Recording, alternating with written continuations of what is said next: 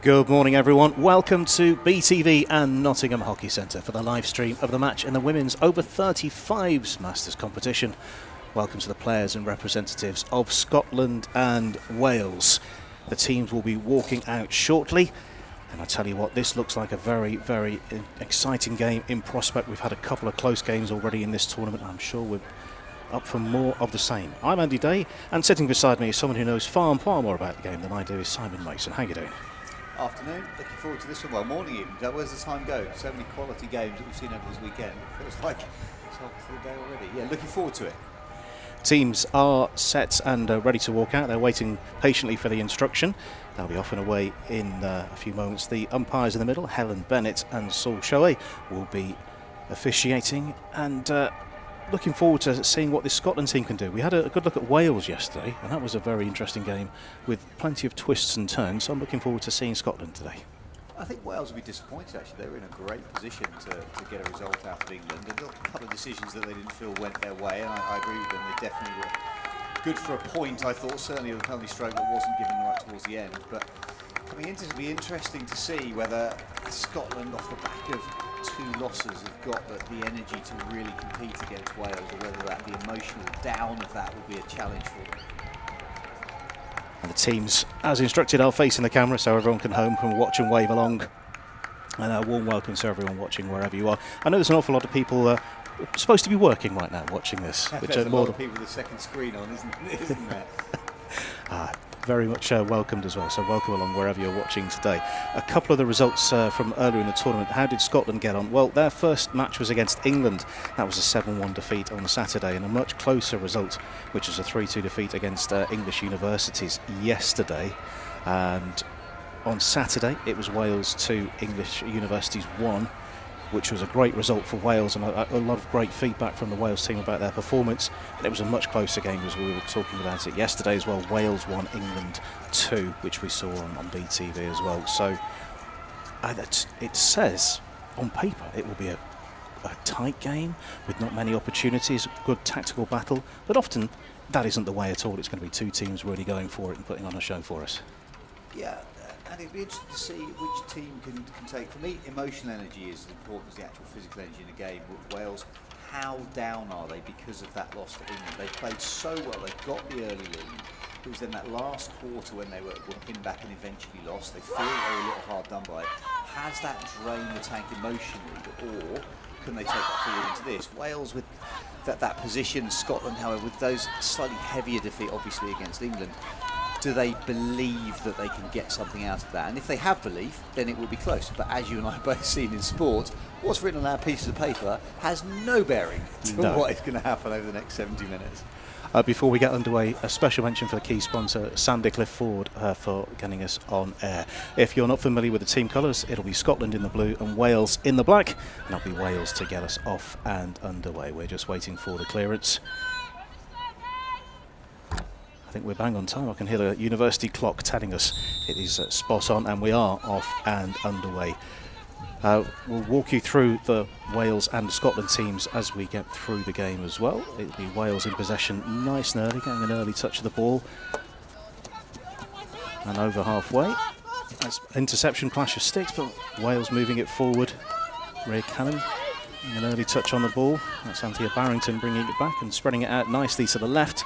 And unfortunately nobody's there to pick up the ball out to the left. But it's an open start from Wales. They're looking quite expansive already in these first 30 seconds. Scotland now in possession. What can they do? Interesting to see the difference in tactical formations today. So Wales are lining up 3-2-3-2. They played really well, defended very compact towards the top of the circle. Scotland a little more expansive through midfield, looking to play a 3-4-3. So it's whether that four in Scotland's midfield can give them the width to get around that compact Welsh defence. England didn't do that very well against Wales. They fell into the trap of trying to go towards the top of the circle. If Scotland can use the width well, I think they could get inroads. And we've got a first free hit of the game as well. Scotland looking to go from the left. Never 5 yards, will they? No, but into the circle they go, but that will come to nothing, and that's shepherded out of harm's way by the Wales defence. Strong. And that's a decent ball forward. That's nicely trapped by number 5, Jessica Goodwin. That's out of play. incremental movement up the pitch for Wales. Decent day's conditions for hockey as well. It's cooled down a tiny touch from yesterday. It's cooled down also across the fabulous facility here, the 5 pitches. It means that each pitch is playing that much quicker, a little bit of moisture in the air. We've had a fabulous weekend so far, but some of the turf therefore has been a little dry and a little sticky, and it means that the ball has slowed down a bit. But today, perfect. Near Hughes, racing towards the baseline. That's been tapped behind, long corner. A couple of faces missing for both teams today that have appeared in matches gone by. Also, there's goals in these teams as well. We'll talk you through the goal scorers too. Strong run towards a circle. That's a decent battle for it, and I think that's gone the way of Scotland, so they'll get the defensive hit out here. Siobhan Penman just holding that central line, trying to play that line to goal. The idea being is that they don't tag up player to player, they try and keep a player free. Bit of a coming together. That's the best description for that, I think. That's where a lot of umpires, the phrase is being used quite a lot as well, they can't just disappear. Yes, it's obstruction, really good carry, pulling the ball left to right, which tries to cut in field, but the defender is set. They literally can't disappear, so that impact... It's inevitable. Yeah, it's inevitable. Hopefully the umpires will see that and go, well, you know what, there's nothing malicious about it, it's just a restart. And we'll be coming back again. On the ball, Gossman. I think we'll be coming back again.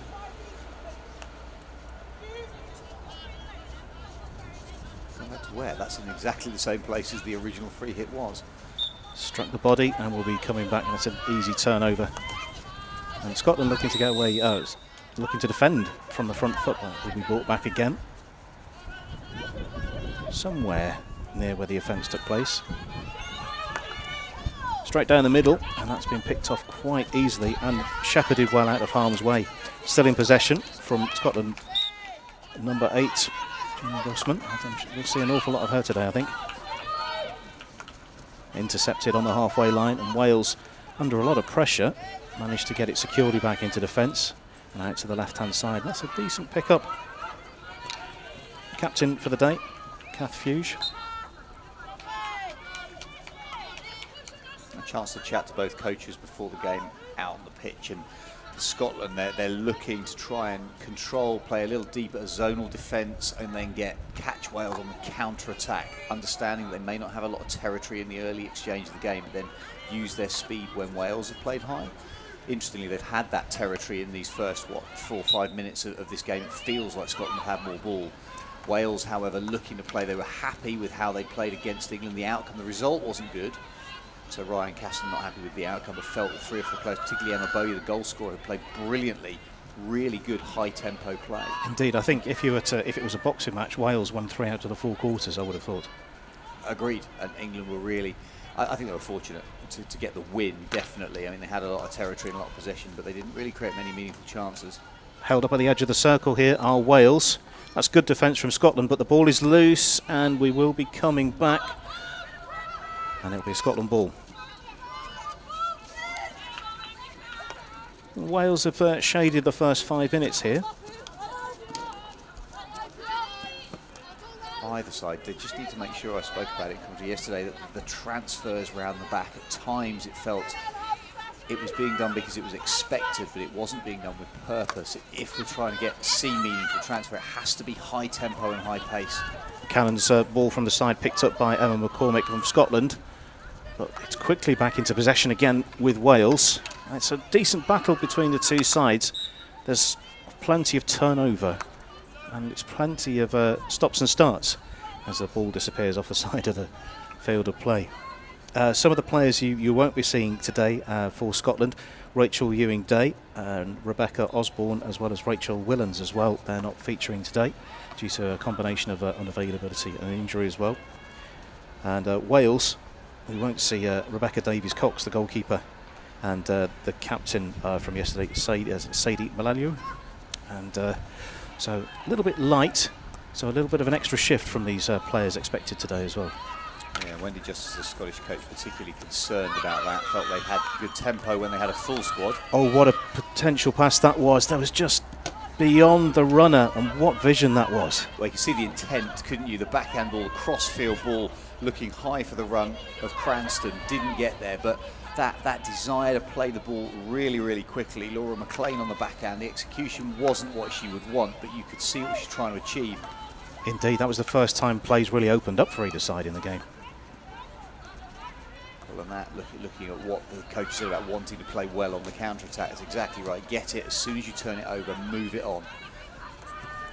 Let's see if this space opens up again. Scotland shifting the ball from the right-hand side to the left, just trying to bring it under the spell. It's now been picked up again by Gossman. I've told you I'll mention her many times today, and that's Laura McCrean pressing forward. And we will come back again. A little bit disappointed to be pulled back, but set piece. Potential to put more bodies forward for Scotland. And here is as an umpire, you blow the whistle. Absolutely right, there was a foul there. You blow the whistle, and then at the same time as the whistle's blown, suddenly the ball falls kindly, and then you're through again. If only it'd been half a second later. Williamson loses a stick, and it will be another free hit for Scotland on the right-hand side. That's where we'll be going from. Wales looking to set the defence. Really packed the edge of the circle. You can't quite see that on your screen as Scotland bring the ball over the baseline. Long corner is the outcome. Going quickly, pressing forward to the right-hand side. Good pressure in the Wales defence. Scotland can't quite find a way through, but Wales can't clear it. It's good pressure, this, from Scotland. Good pressure, but it just felt that Gemma Gossman didn't have the runs off the ball. So important for either side when the ball carrier has it, that anybody disengaged isn't standing and watching what the teammate is going to do. You need to run off the ball. Those runs can either be to get the ball yourself or to create space for the ball carrier themselves. The distraction run. Pull a defender out of a channel, create an angle for a pass. Just in case you're watching the first game at the Masters Tournament, it will be 4 quarters of 17.5 minutes. Just bringing you up to speed on that one. So when we get to 15 and they're still playing, you know why we're still going on. Wales will get the opportunity to restart, but again, Scotland are pressing really well. There is space for Wales to escape through their right-hand side. That's blocked off effectively as well. Decent ball through, and that's been picked up neatly on the 23. Amelia Dunn races into the circle. Is there a pass there? No, it's been picked off very, very neatly. Not cleared at the second attempt, and Wales trying to find a way through. That is, again, solid defending from Scotland. Once more, it's been picked off on the 23. Bouncing around on the edge of the circle. Is there a route into goal? Is there a pass there? Gallagher plays the ball in, and it's through and over the baseline. Well, that whole passage of play really shows the importance of defensive integrity. Yes, get in the right place and make the tackles, but once you've won the ball back, I felt that the distribution out was a little bit rushed, and at times I'm going to use the word aimless as far there wasn't a purpose about where's the ball going. You've made a good tackle, you've got the ball back, but if you then give multiple phases of possession away, eventually you come unstuck. And Scotland, if they're going to win it deep, they have to make sure that the passes they then give are secure and are deliberate.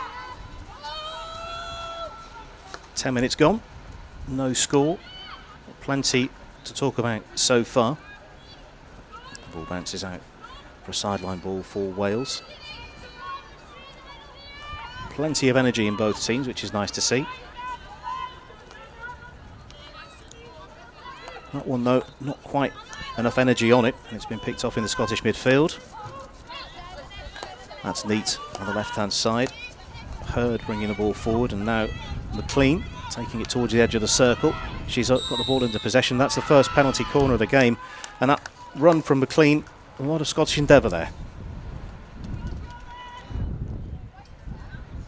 I see that movement through. That little touch there, so important. Making sure you get possession on the ball, keep possession. McLean then really clever cut in field and finds the space. That tackle was the heavy one that led to the corner. Nothing wrong in the circle. Umpire Cholet absolutely making sure that the players understood where that decision was. It wasn't in the circle, it was the prior tackle. Poor tackle. Scotland do have one penalty corner goal already in the competition. Natasha Cranston on target with one. Let's see what's on the cards here. We're just waiting to I think the face protector bag has made a break for it, so we're waiting for that to be tucked away securely before we can spot. So we're looking for Cranston around the edge of the circle. Can't see a number from here, but we'll keep our eyes peeled. Penman has gone out to. Tries to get a slap away. Really good defence at the top of the circle on the forehand. That wasn't as it was rehearsed in the warm-up, was it, that one?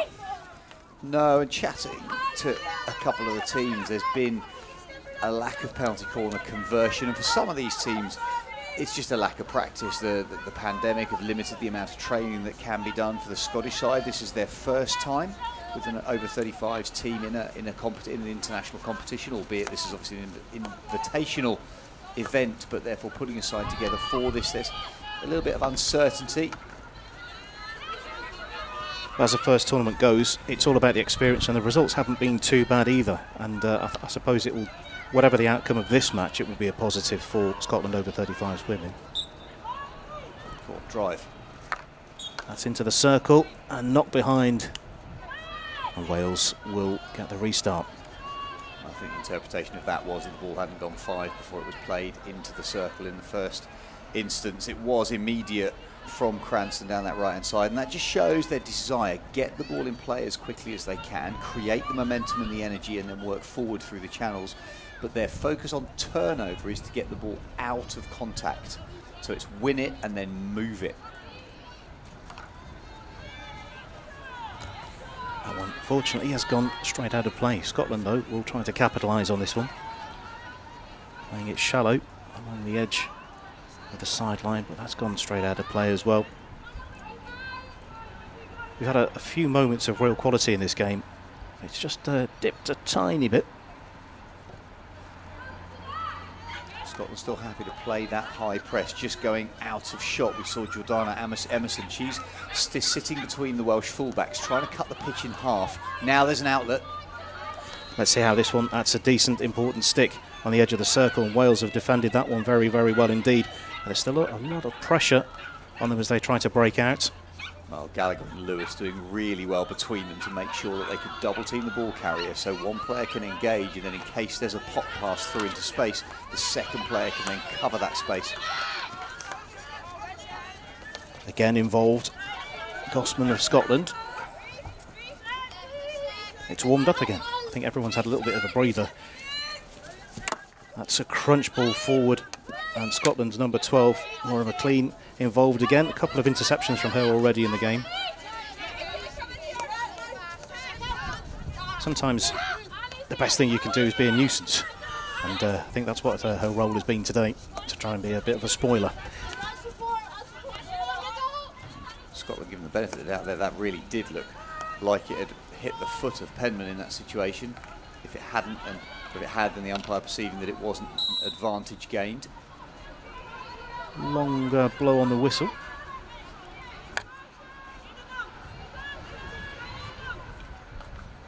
Gentle ball forward intercepted, and Wales can possibly fashion an opportunity here. Nice shielding. Cannon inside, but it's over the stick. And it's that little moment of care that is a huge element of play. What you're talking about is a change of hand position by only 5 or 10 centimetres. Make sure there's a right hand dominance on that push pass. Flatten the face of the stick to keep it flat.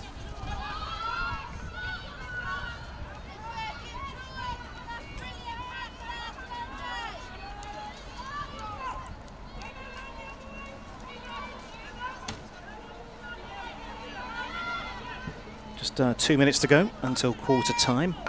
Who will be the happier manager at this stage? I would say Scotland's manager. I genuinely think that Wendy Justice is going to be happy with how high the press is.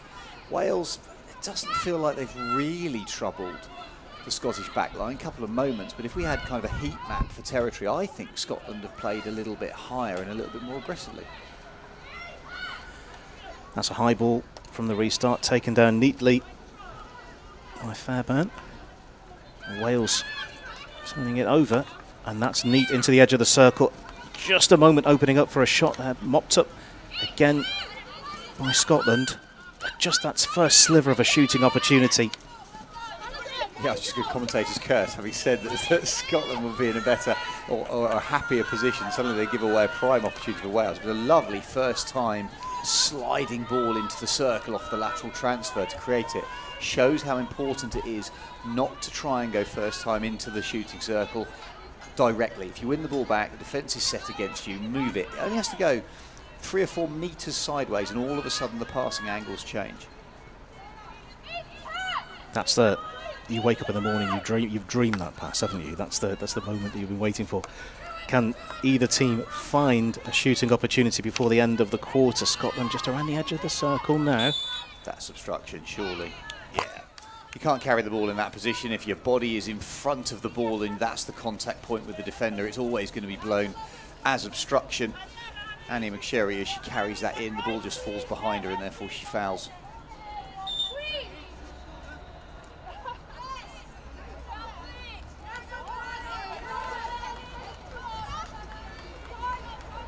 Never quite the done thing to say, I'm not sure what's happening, but I'm not sure what's happening. It looks like it's a Scottish penalty corner.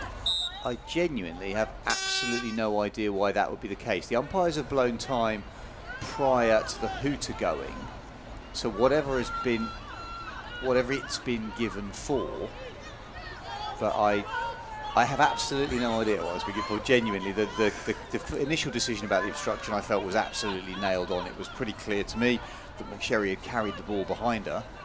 I think what's fair to say is now Scotland will have their second penalty corner of the game and they can really load the edge of the circle here.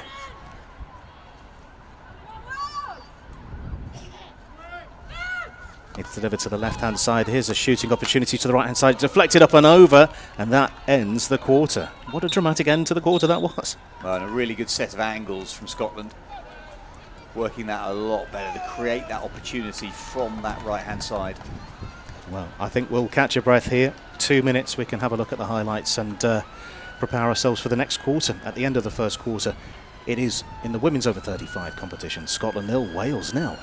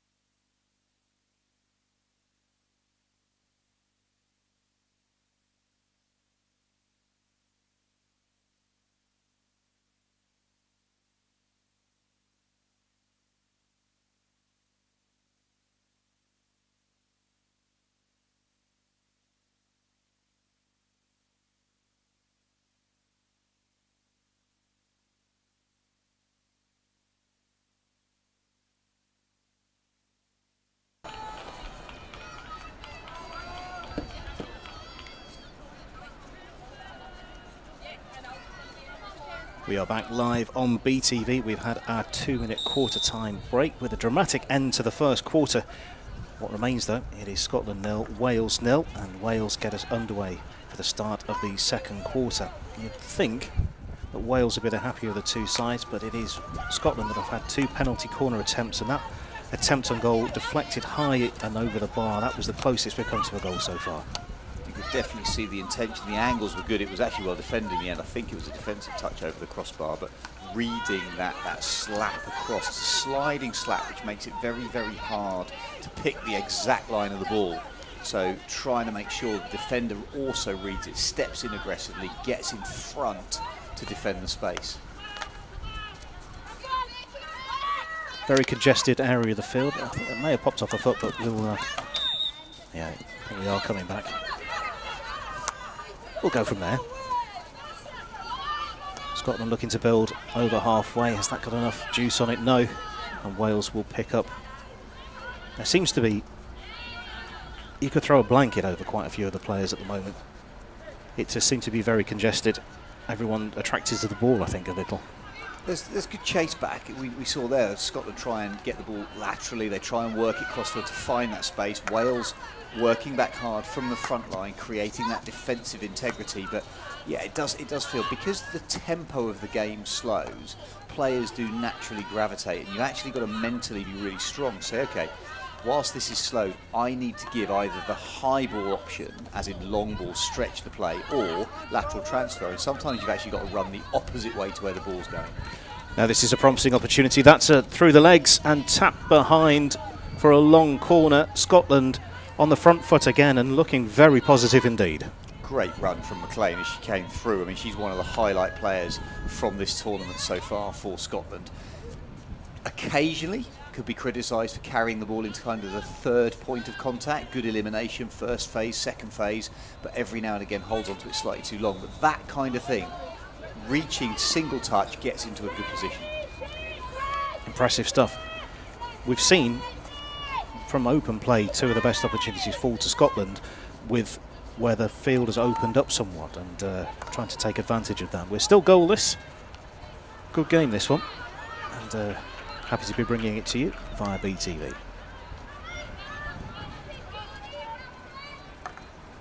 Neither goalkeeper being involved yet. They'll have to focus. He says playing his goalie union card. I was waiting to. There we go. Put absolutely slapped on the desk in front of us. There's the union card. It'll be all about them talking to their defenders, making sure that they stay focused. The danger is if you allow yourself to get disengaged from the play, mentally cold. The physical side of it is nothing you can do. You can't really go for a run. But mentally cold, then all of a sudden you stop making the correct calls, then a passing channel opens up, then you're on your back foot. So these goalkeepers who are not being called into action must maintain that level of communication to their back four, or even through to the midfield. Indeed, special mention to today's goalkeepers, by the way. For Scotland, it's Ali Hosi, and for Wales, Amy Hansen. So those are today's keepers on display.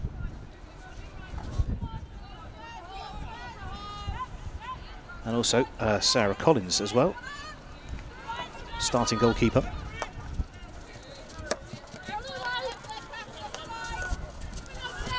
That's a real tussle that's ended up with a Scottish player on the floor, but that's a decent ball forward by Karen Parker into the right hand side of the circle, playing to across the face of goal. That's the closest Wales have come so far. I'm not sure that Wales, as they attacked down that right hand side, knew that Dawn Knight was in the middle of the pitch. It really felt like that there was just a little tap underarm ball that Jess Goodwin could have given. I think we're just waiting for the ball to be returned. There's quite a few, you can probably hear on the microphone, a few blows on the whistles, but it's more for retrieving the ball than any infringement. That was a close thing. When the build-up, Wales showing that they have that energy and intensity and aggression at times to win those 50-50s. They did do that down in front of our camera position. I appreciate that they end up with a Scottish defender on their back, but there was no infringement in that play. Goodwin finds Cannon. Cannon has a good look around. There's the next move. Is it forward? Is it lateral? For a moment I thought it was going into the air, but we've stayed on the floor and just been nudged out by Jenna Gallagher, and it will be a Scottish ball from the side. It's nice to see the players having a good look around to see what their options are. It's a very shallow ball played forward, picked out of the air by Cannon. Cannon shepherds the ball to safety, and then it's just gone through Jenna Gallagher for a Scottish sideline ball. It's really interesting, having done some work across different levels of hockey and different age groups as well, is that I sometimes feel at junior level. Let's see what this outcome here is. That's a shot towards goal. That's bounced off the goalkeeper's legs, and it's a second shot. It's been whacked away, and Wales survived that one. More composure needed, I think, in the Scottish forward ranks. There was an opportunity there. I mean, the actual first-time shot was good. Eventually, Kat Gierak gets it away for Wales, but Scotland, that's that carry position was behind the body, and Gierak with her arms outstretched, suggesting that's obstruction.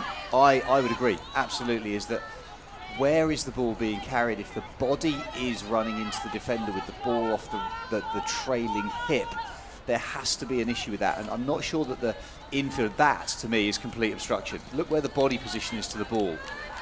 The umpires have to get a stand on that really early and outline what they're prepared to accept. It's almost as if she put a shield up, basically. Correct, absolutely right. It's a physical shield, and that ball has to be in a position where the defender can make a tackle. It's a fine line, but the further back in the stance the ball is, the more likely it is to be obstruction. Going back to what I was saying about the different age groups that we watch, I find with the juniors that the self-pass means that there is a definite desire as soon as the ball is won to just run with it. And sometimes I think that does result in a little bit of a lack of looking, a lack of vision. You then come to Masters and there's less of a desire, far less of a desire to run with it. So consequently there is more vision, as you're saying. They look up, they have a little bit better awareness of what's around. The balance is what we see in between, obviously, with some of the top quality league and international hockey that we're lucky enough to work on. Scotland won't make the most of this advantage, but will be going again. Siobhan Penman, captain for Scotland, looks to play the ball into the circle. That was very nearly through and onto a stick, but it did go all the way through. Again, a nice angle worked.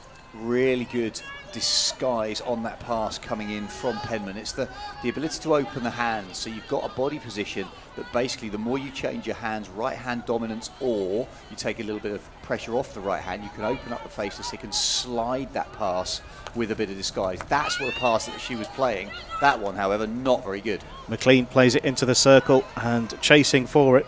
Natasha Cranston has already got one goal in the tournament. She's still going for it. And Scotland have the ball again and towards the edge of the circle. It's loose. And we have a penalty corner. Scotland's third of the game. They really are building up a bit of a head of steam, are the team in blue. Certainly feels that way. That loose ball in, it was all because of a poor pass out for Wales. Then the second phase tackle wins the ball back.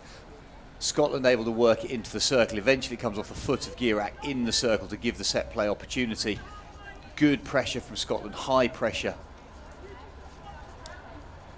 So in the first set of penalty corners, the first one didn't quite work out. The second one, much better delivery. Third time lucky. Certainly with a limited number of players on the top of the circle. Change in the striker. They're trying the second one again, and that's through everybody all the way through. Didn't get a touch this time. If it worked before, it might work again. Well, I agree with that. My issue with that is I actually think the players are too upright. The players on that far post is, what, a line of three? But they're all upright, and therefore you're looking down through bodies. Basically, if your job is to get on the back post, in my mind, you go very, very flat. You almost get yourself on your nose, put a flat stick down, and trust that the ball is going to hit it. If you wait to see the path of the ball and then move, normally you get caught out. Well, it could be too late, yep. Here are Scotland again, looking the likeliest at the moment. However, Wales have got designs of their own. Donna Smith leaves it to Katrin Gierak.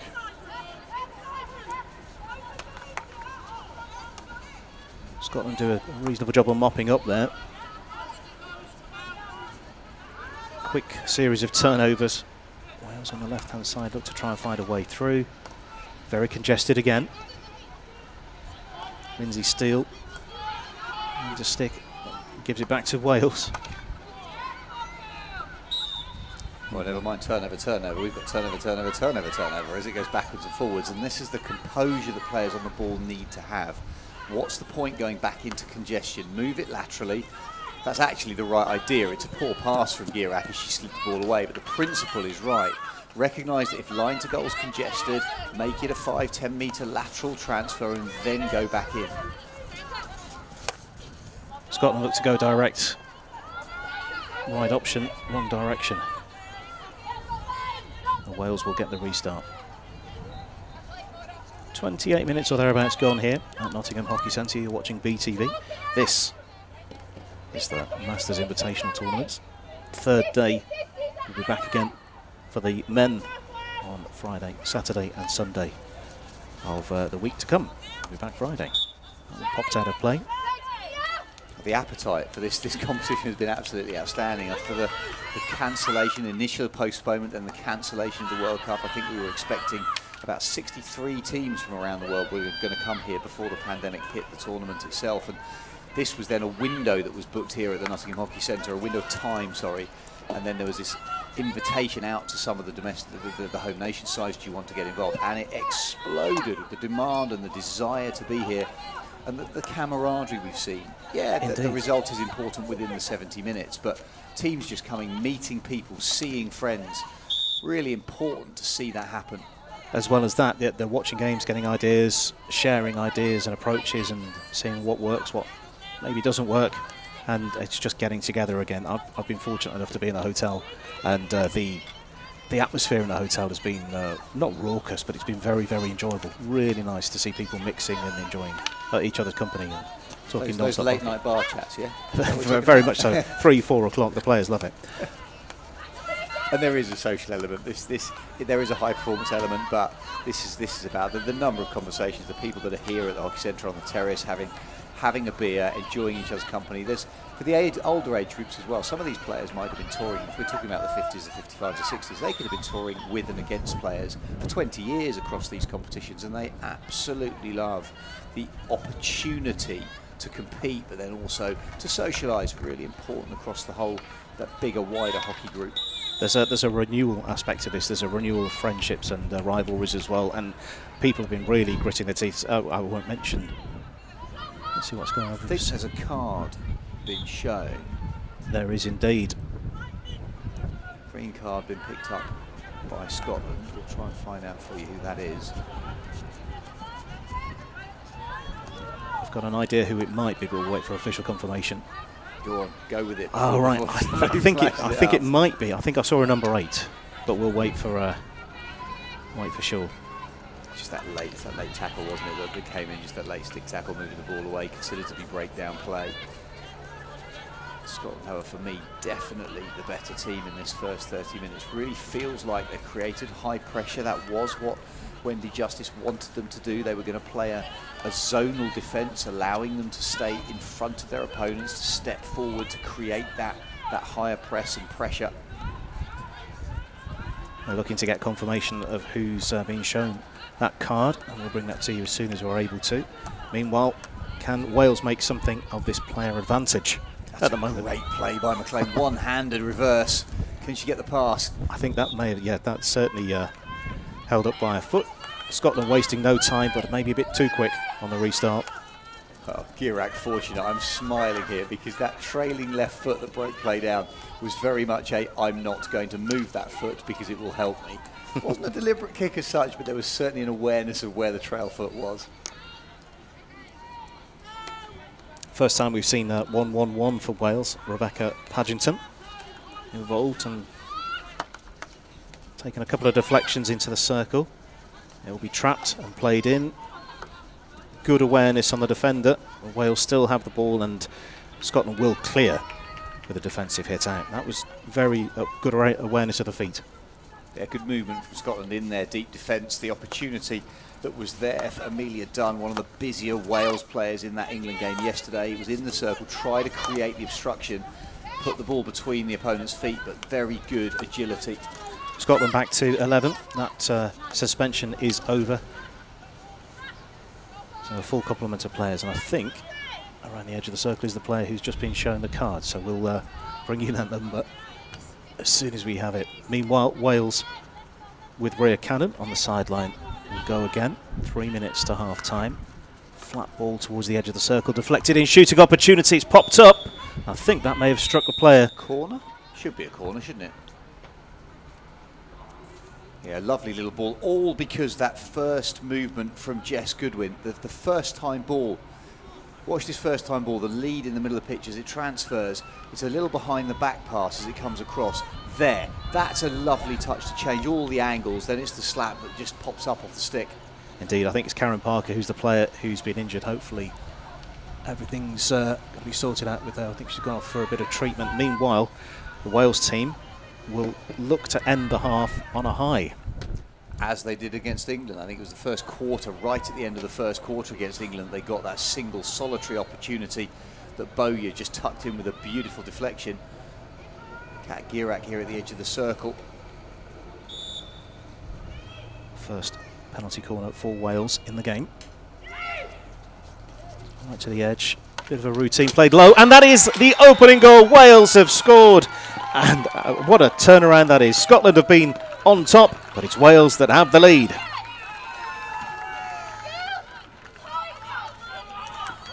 Fabulous routine in terms of the finish. The injection was slightly off, good movement to tuck up, then under the feet. That touch and hand position, absolutely brilliant from Girak. Just holding on that. I appreciate play's restarted, but the ability for Kat as she touches the ball, the push from the injector wasn't quite in the right place. She controlled it with the faintest of touches and then opened her wrists and played across her body. Really good connection right into that far bottom corner. Now Scotland, can they get on equal terms before the end of the half? They've just got over a minute to do it. They're into the circle and they've got a penalty corner of their own. They are trying to force the issue and get on parity by the end of the half. Scotland's 4th penalty corner. I wonder if they'll try something new from their playbook. Just talk us through this. Well, they need to try something new, but this was all about McLean knowing where the ball was, leaves that go, there's the ball under the arm, now the pullback. That pullback and the check in defence was always going to be a penalty corner. Really good movement. She's been the live wire for Scotland so far for me. Great awareness. And what we were talking about earlier on in the game about being drawn to the ball, sometimes the best thing to do is find the space.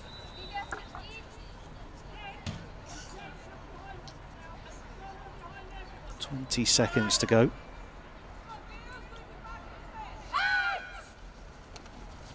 Slowly done. That's a stick on stick. Play continues, and that's a stop of the clock. Well, what's really interesting here is the umpires stop the clock to ask what the decision is. There's no on-field decision being given, which I'm not sure you can actually do that. I think you have to give a decision first, doesn't matter. To me, it's about whether it was going on goal. It looked like it was going on goal when it hit a foot. So what's the decision that's been given?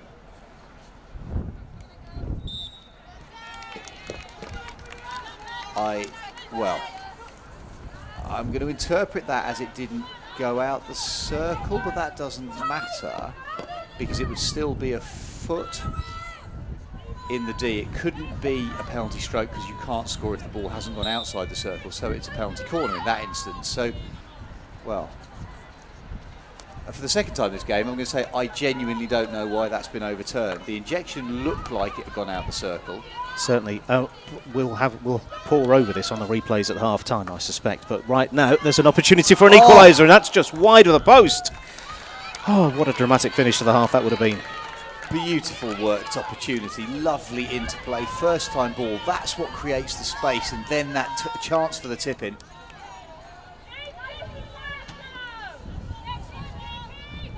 Seem to have developed some additional time, I think, at the end of the half as well.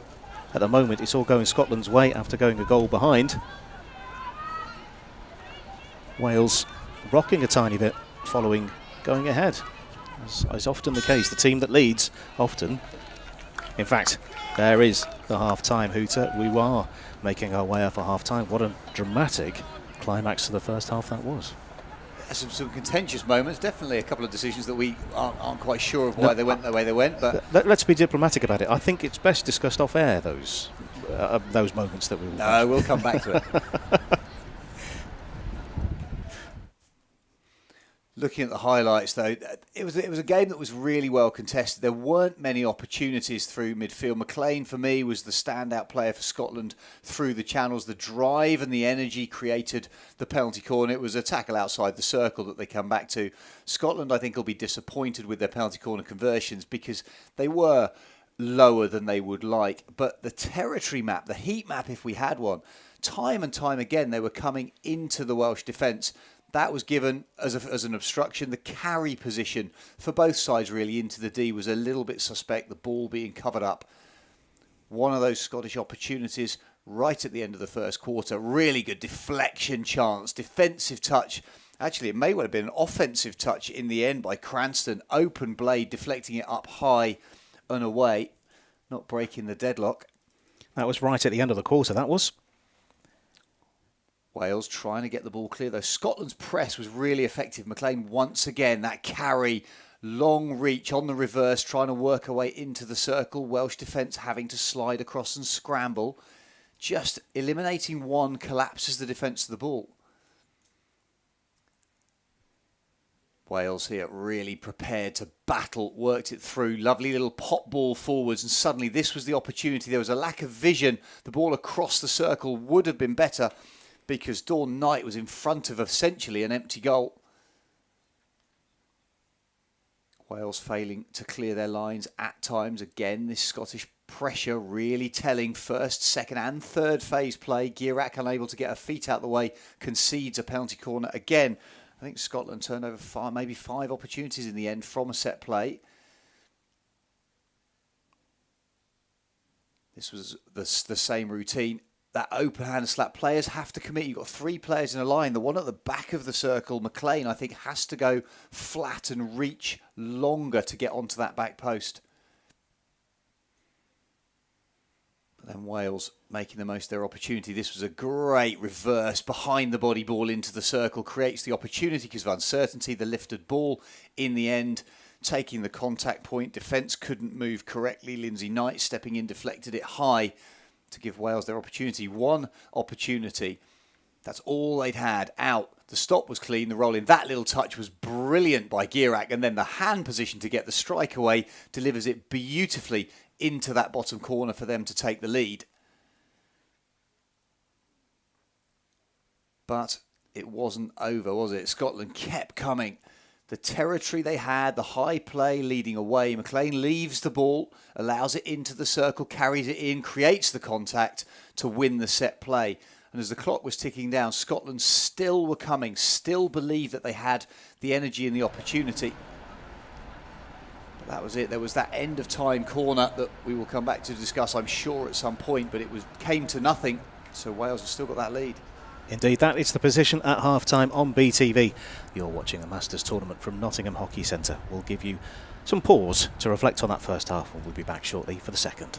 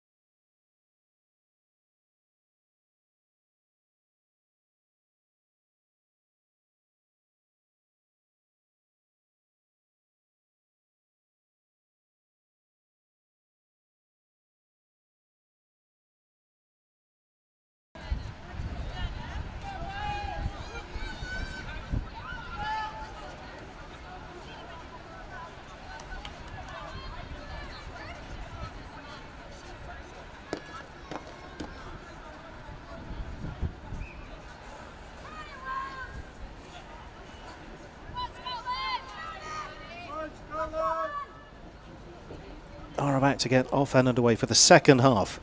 And what's turning out to be a really, really interesting women's over 35 match. It's Scotland versus Wales. Wales have the lead through Katrin Gerac in the first half, but Scotland ended the half on a high and probably would be winning on points. But at the moment, it is Wales that are leading by 1-0. What can we expect in this second half? Anything changes? I genuinely don't think that Scotland should change anything. I feel they've done really, really well. It looks like the team might have been sent out a little bit earlier. It felt like a short half time, I have to say. So indeed, as they just come back in, but we'll stay with it. And I think your boxing analogy is exactly right. It felt like Scotland worked their way. They were consistent. They were on the front foot. They were probably jabbing in and scoring points. And if the game had finished at half time, you would have felt that Welsh one corner, 1 from 100%, was kind of that knockout punch. It was the uppercut with a couple of seconds to go in the final round, but certainly felt like they had all of the opportunities. Whilst we are at half-time, I wonder if we can see that again, or maybe can we talk through that? Well, whilst it isn't on screen, we're lucky enough in the box to see what's going on.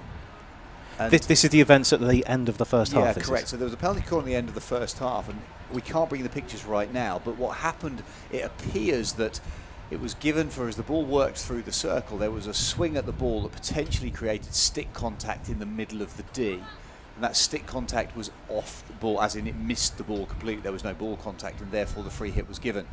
What I found interesting is that the umpire in the circle didn't make a decision. They just simply stopped the clock and then consulted with a colleague. Now, I've got no problem with the decision in the end that we are seeing off screen, and there was a clear thing, and the players stepped away. And you kind of feel in that instance, if the Scotland players didn't then approach the umpire, I know they shouldn't, but we're talking about international competition. If you disagree with something, then you do ask a question. And therefore, they didn't ask a question. So my interpretation is then actually they were happy with it and they were comfortable with it, whilst you and I were looking at it going, I genuinely don't know why that was given the other way. But also had feedback from the England coach who's watching, Gareth Hykin, who felt exactly the same thing, that it was that swing and a miss. It wasn't dangerous, but it was the stick-on-stick contact that led to the overrule. Indeed, and it's worth pointing out, yes, we've got the benefit of replays and a camera position here, but oftentimes the umpires are best placed to see what's happening on the ground.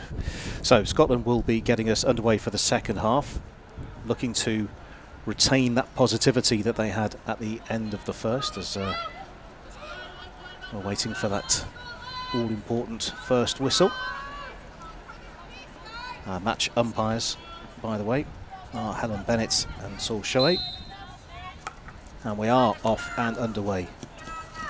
And it is Scotland shielding the ball from the first few moments, making sure that possession isn't given away cheaply. Well, that energy that we see in those first 30 seconds, I absolutely understand. I think Ryan Casson, the Welsh coach, may well have had a fairly stern word at half-time. I appreciate we have to encourage the players to think through things and come up with their own solutions, but there is no excuse for a lack of energy and intent. There's never an excuse. A coach I worked with for a long time, Ian Jennings, said there's no excuse for having a bad day off the ball. There is no excuse for not running and working. Dawn Knight doing very, very well. She eventually literally runs into traffic. For Wales, I was going to say maintain possession, but Scotland have broken away very quickly down the left-hand side. Natasha Cranston, number 4, plays the ball into the circle. There's a player over here, and that's hit the outside of the goal. Very presentable opportunity from a breakaway for Scotland. Cranston's selection of pass was absolutely spot on. The high lead was in the right place. They were trying to see if they could work through. Gossman, I think it was, did see Cox on the overlap, but it just was that inability on the reverse to play that ball across the circle.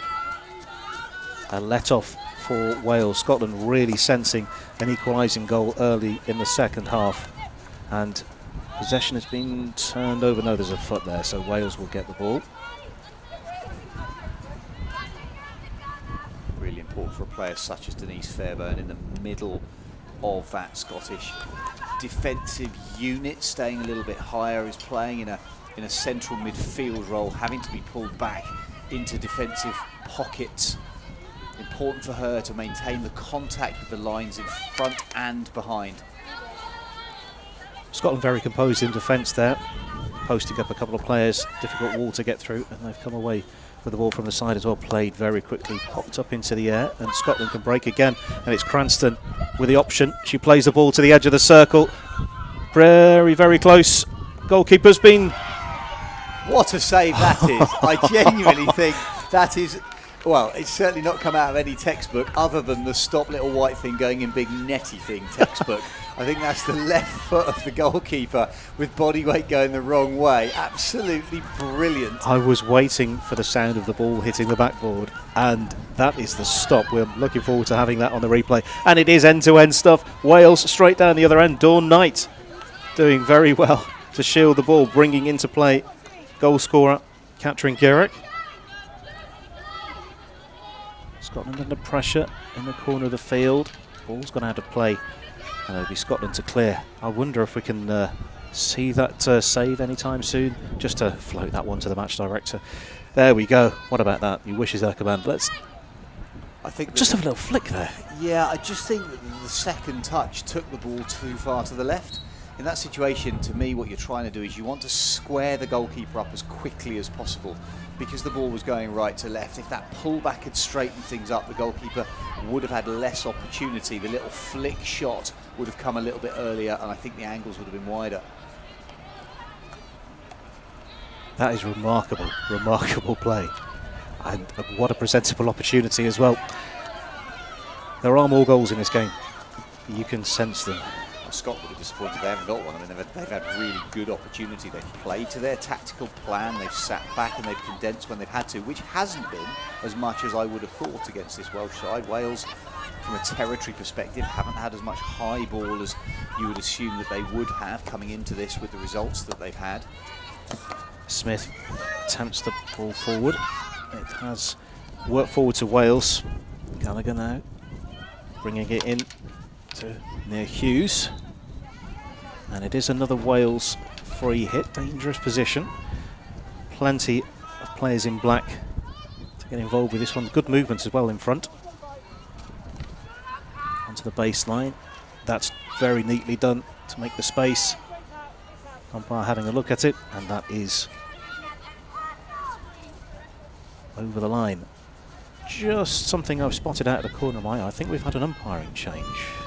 I would agree with you. I think that's Jason Clothier who's come in for Saul Shohei. We didn't spot it. Maybe it was a half-time change for some reason. Certainly Saul was in for that penalty corner right at the end. I can remember him being in the circle for that. So yeah, maybe there's been an injury that's been picked up. Looking out of our window. I think I can see him in his coat. Bench, yes. Wrapped up. Which is not a bad place to be today, given that it's a little bit damp out there. Conditions, though, still very, very good. But you see the flags just fluttering in the breeze. Seamlessly mentioning that the flags are from Sandycliff Ford, key sponsor of the broadcast. Whilst the ball is off the field as well, before we get to any further, we're inviting your suggestions for player of the match on the socials. If you tweet us at MWC 2022, so 2022 hockey, MWC 2022 hockey. Let us know your player of the match. Who stood out for you? And I'll tell you what, who stood out for you. Laura McLean of Scotland involved again.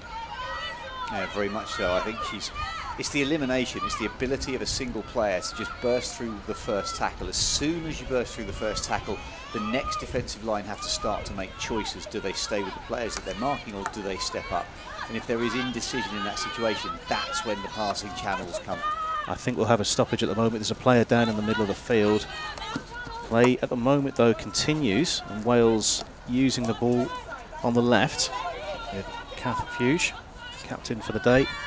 And we are having a stoppage now. Clock is stopped, and the player who is down is going to get attention. And I think that might be Dawn Knight, who is down.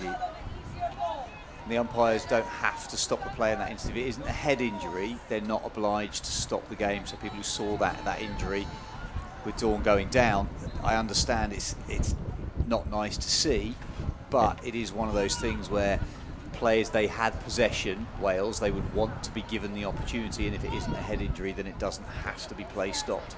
We aren't showing you the injury. That's absolutely fine and the right thing to do, but what we are going to do is tell you that she's being had taken off the field by a couple of colleagues and seems to be in reasonable condition. So hopefully everything will be all right. But we aren't going to show you that. We'll just wish her all the best. It's difficult for these players. 3 games in 3 days, and people just get tired. If you recognise that at international level, I think you can play 2 within 24 of each other. Sorry, when I say international level, the senior international matches such as the Olympics that we've just seen, you can play 2 in 24 hours, but then you have to have that day break. Players here playing 3 and 3. The World Cup next year, we could see teams playing something like, I think it was 6 games in 8 or 9 days, the last competition that was played. I mean, there's not quite such strict regulations at Masters level, but physically demanding. Fatigue then starts to come in, and that's when knees and ankles and bodies just start to fail that little bit. Indeed, as fit as people have tried to be over the course of the pandemic, not playing, that's the difficulty, and that's what a lot of players were really looking forward to. It wasn't just necessarily the run out, it was the playing that they're looking forward to the most, and we are starting to see 1 or 2 creaks at the end of 3 days of play. Players are talking their way through it. We listen to it when we're outside of the commentary box, and players talking about how hard it is. And you think, well, this is the 35s, therefore it's high tempo, there's players running around a lot. For me, the pain endured by these players, it's the same at any age group. It doesn't matter the speed of the actual game, whether it's 35s here, we've seen some women's competitions and men's competitions are kind of over 60s. And so, but you've still got the same desire, the same competitive spirit. Very much so.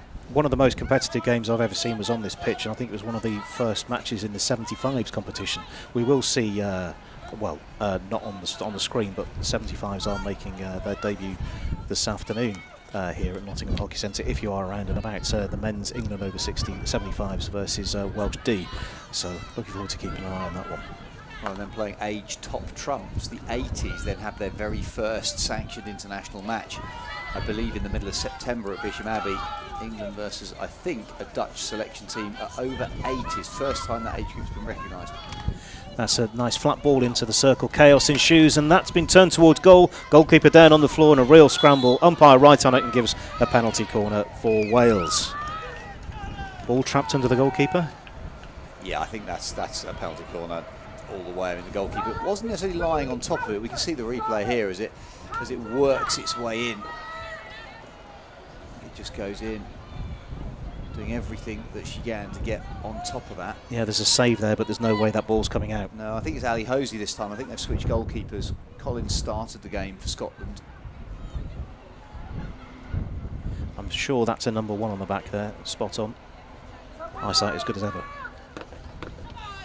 That as a goalkeeper, it's one of those things that you know that the body is behind the ball, and you don't want to get away from it. Hosey, I think, is potentially being substituted. That ball, it looked like she was signalling that when the corner was given that the player was just trying to play it into her armpit consistently. And you're not allowed to do that. If the goalkeeper is prone and the ball is playable, the attackers then are not allowed to just continue to smash it into the prone goalkeeper. You have to make an effort to take the ball away.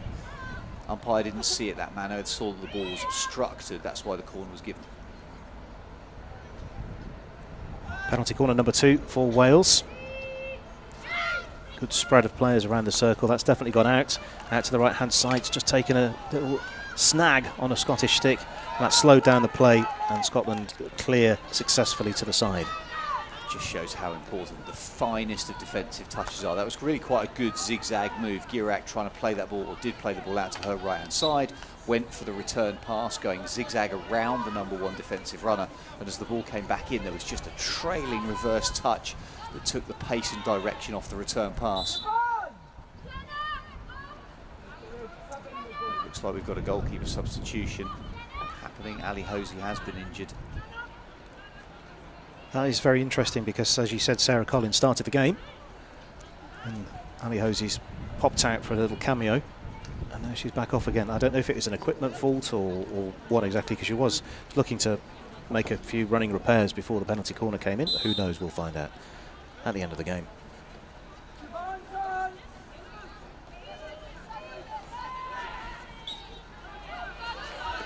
Wales looking to test the goalkeeper at the first opportunity.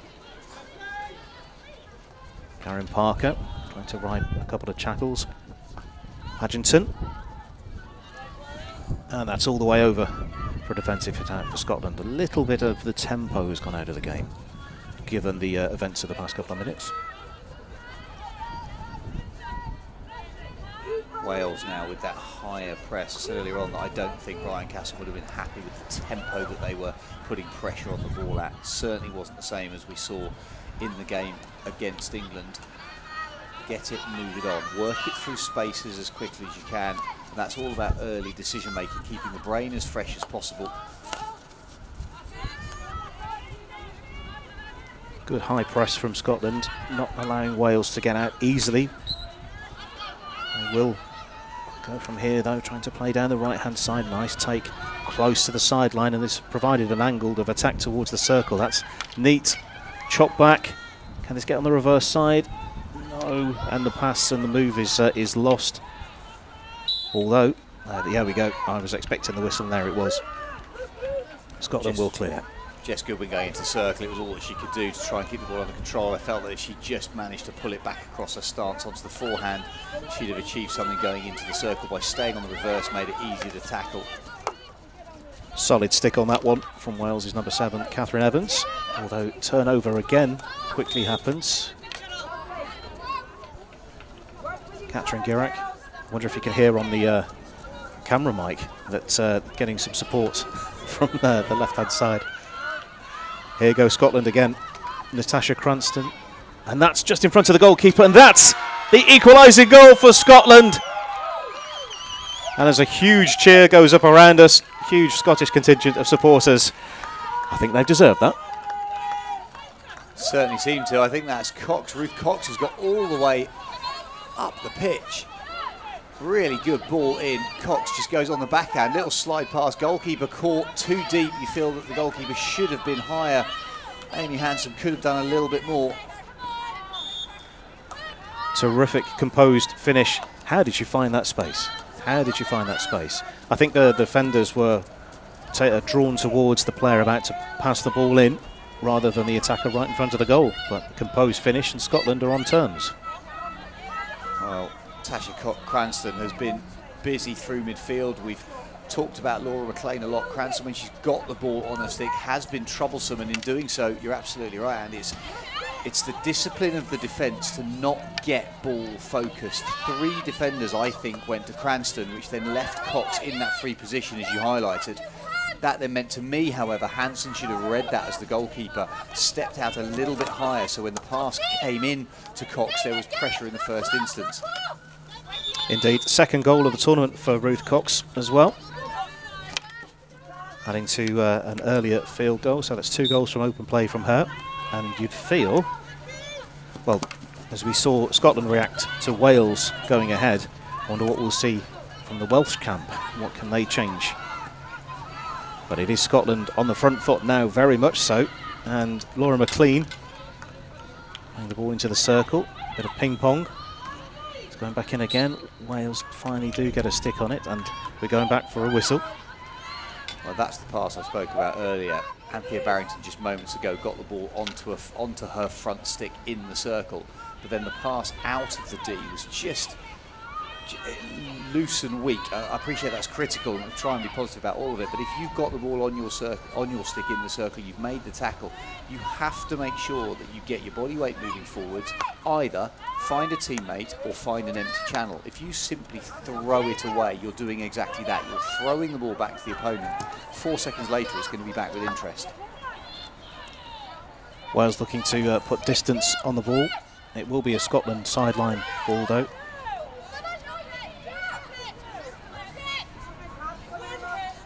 Not seen much in the way of aerial play today. Oh, that was just underneath the stick, and Wales have stolen it. Running towards the baseline is Rebecca Padgington, but we've gone back for a whistle. We've gone back to the side and played very, very quickly indeed. Dunn has the ball chopped away from her, and it is a Scotland ball. And that's where we go back to what we were talking about earlier, Randy, about when the free hit is given, look first. So Dunn's got that free hit, and she's literally run straight into two static Scottish defenders in front of her. It's unlikely that you're going to have the pace or the space to work from that kind of dead pocket near the corner flag to work your way through two people. Get it to back foot, look for a lateral, and then attack through a different channel. Indeed, there was the straight line of blue that was a way to that had to be avoided, and there was space out on the right-hand side that you couldn't see on the camera, but that just wasn't there, wasn't picked up. And look who's coming forward again for Scotland. That's a neat interception in midfield, and Wales look to bring it forward, and that's fallen kindly outside of the circle. Parker plays the ball towards the goal. Second chance here for Wales. Very, very congested in front of the goalkeeper. Oh, and in front of the face of goal, and that's been popped out on the full for Wales. What a presentable chance again. Oh, unfortunately for Amelia Dunn on the back post, they'd worked really well on that right-hand baseline, Wales, to get the ball off. They'd engaged Sarah Collins, the goalkeeper. She had to be right on it. Then that overlapping run on the back post from Amelia Dunn, it came across on her backhand. Unfortunately, she then put a big left foot through it and booted it off the baseline as she tried to move. It's just one of those things, you can do absolutely nothing about it. That contact taking it harmlessly away from a Scottish perspective. Take a deep breath and you're back underway. Forget about it. Neat again from Katrin Garrett, the opening goal scorer. Looking to progress down the field, and the Wales free hit. A few bumps and bangs on the way. Cannon thought about going for it, but this time with a pause. Knocks it to Barrington. Barrington again. The space has opened up a little bit here. Wales, intricate move down the right-hand side. That's pretty smart as well.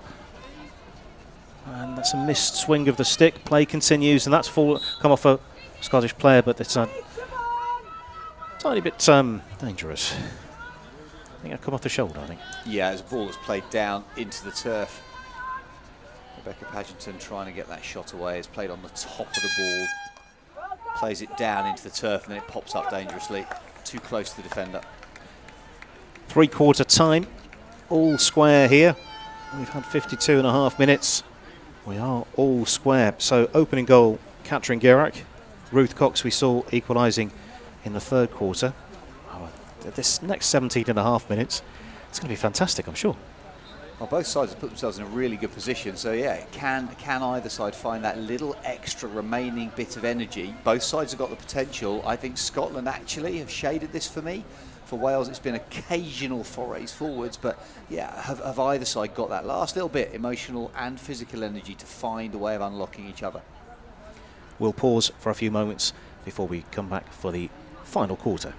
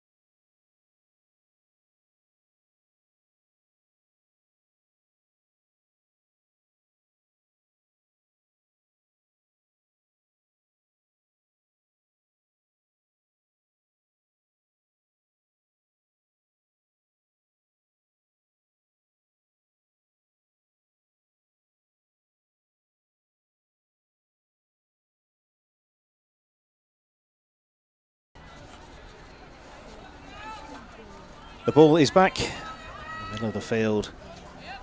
Two teams evenly poised. 17.5 minutes still to play. And look who is back on the field. Dawn Knight. We have the technology. We can rebuild her. Ready to play the final quarter for her team. Listening to very enthusiastic coaching instructions. You're probably being able to pick on the microphone. Drop stick's not going to help things from a Scottish attacking perspective. Wales looking to build. Bowyer, and that's been intercepted. Now who's up front for Scotland to make the most of this? That's played neatly into the circle, but gone straight to a Wales defensive stick and been hammered out of play. And it's spun and remained in play on halfway. Now it's out. Can you see a winner in this game? Yes, I can. I can see that. And to be honest, I can see either side getting it. For me, I've enjoyed watching how Scotland have played. I just think what it will need is a slightly different decision making. If I focused moments ago on McLean, who I think has been one of the two better players for Scotland through midfield, when she got that ball moments ago, she allowed the ball to drift right to left across her body and put her on the backhand. And I know she favours that position, but for me, as soon as it's gone there, once the defender steps, that's when you do something different. At no point in this game, other than once that I can remember, has then she pulled it back across her body onto a forehand drive. So if you understand as an opponent, you've done the same thing all the time. The defence reacts to that, goes on the forehand. McLean can then step in and get something into the circle in an easier manner. That's been smashed out of the defensive circle. And Wales have started this final quarter most positively indeed. Emma Lewis playing forward. Bowyer inside to Gierak. Bounces away. Good foot chase for the ball on the far side of the field. It will run out for a Wales ball. Wales are starting positively. Front runners, the time ticking. Well, Gierak, who's on the ball now, is absolutely key to their success. Against England, she got quiet in the last 10, 15 minutes, really. There's not a lot of movement in front, and that's through everybody. There was a real absence of movement in front of her, so the only option you got left is just play it in hard. Well, and Barrington tried to do that, but unfortunately either her grip was incorrect or her body position incorrect, because basically the stick's rotated as she's gone to strike that. It opens the blade up, and essentially it was just sliced harmlessly off the back line. Either side, it's the tiny little attention to detail. It's the right hand in the correct position, body weight. Here's Knight. Chops in well into the circle, shields the ball from possession. And there's a shooting opportunity just fractionally opening up. Wales still in possession, recycling the ball again. Evans. Who's going to reach that first? It's your friend of mine, Laura McLean. And she's done very well indeed to not only win the ball but shield it from possession, although it has been robbed now. Good step in again from the Scottish defence, but possession doesn't last long at all. Pops into the circle, played away. The intensity's gone up a few notches, hasn't it? Well, suddenly you're getting shoulder-to-shoulder contest. So in that one, you had Gierak versus McLean, two players that we've highlighted. McLean taking it actually, almost as if she's listening, trying to take it from that right, that reverse stick position across her body, trying to win the obstruction. Gierak reading it, staying strong, driving through the channel. The coaches could be listening to your insight, so if you are listening, give us a wave. That's played again into safety, and Scotland a little bit under the cosh here. Wales looking the favourite, but there's still plenty in the Scottish tank. Suddenly Wales are getting stick on ball higher up the pitch. Gierak is about 30 metres further forward than she has been at any other point in this game. Scotland therefore forced back onto a back foot, having to scramble defence that little bit more, and that means the Welsh press can take they take energy from that. They can see that scramble, and therefore they step forward, get on the front foot. You're 3 or 4 metres further forward. That's an interception again. Wales pouring forward into the circle. That is not the right ball, although there's a swing and a miss there, so play will come to a halt. It's not quite the wheels have come off for Scotland, but something has changed. Something definitely has changed in the Scottish defence. I think quite simply there's two things. There is fatigue. Firstly is that Scotland are not covering the ground as well as they were, and secondly I think Wales have just sensed or been given really clear instructions from Castle. Good coach Ryan Castle. I went out to the World Cup with him. I was still playing a goal at England over 40s level out to Canberra, and he coached us. Really good technical and tactical coach, understands the game, and therefore may well have changed formations to create some better high chances, particularly with Gierak through the midfield here. Into the circle they go on the left-hand side. That's high and over the bar. Not the best option. Right in front of the goalkeeper as well. Dawn Knight was there as an option, but the first time shot was the one that was played. Scotland can't seem to get out of their defensive third at the moment. They can't. And For me, whilst this is a really negative comment, I genuinely feel they'd be better to get ball on stick and look for the far end of the pitch. They're trying to play the ball out and they're coming unstuck because the Welsh press is good. They've got some big hitters. And for me, I would find a channel, play kick for touch, rugby analogy, kick for touch, get 3/4 of the way up the pitch and then step out. Their press has been the best bit of their game, and that's what they need to give themselves an opportunity to use. I had a picture, furthest player forward is Natasha Cranston. She's available. So if Scotland can find that early ball forward, they have an outlet. And this is the furthest they've been forward in a little while. Incremental movement down the left-hand side of the field, but again picked off by Wales, and Wales unchallenged almost, bringing the ball 20, 30, 40 metres, and that's a good ball into feet, and that's popped out of play for a long corner. Wales seem to have got the game by the scruff of the neck here. And they've got the same, I keep name-checking the same person, they've got the game on the scruff of the neck because this player, Kat Girak, has suddenly decided she's going to make things happen. She carried that ball 40 or 50 yards, she'll be tired, there'll be fatigue in her legs, but if she can, in her mind, convince herself that she has better physical conditioning than her opponent, all you've got to do, it's a metre cut around the stick, the space opens up and you can then accelerate into an empty field. Scotland under pressure in their own defence and nearly picked off, and yes, picked off by Jana Gallagher. And Wales bringing it forward again. Scotland defence getting set once again. Wales in possession, trying to probe, find a way through. Hammer ball into the circle, played away, penalty corner is the whistle. And that's the outcome. Another penalty corner for Wales, their third of the game. That's here comes the replay. So it wasn't there, it was the ball played in low and hard, which we'll see here. Did it strike a player on the way through? I think it was just very, very quick. There's a foot deep in the circle. I think it was Emerson, possibly deep in the D.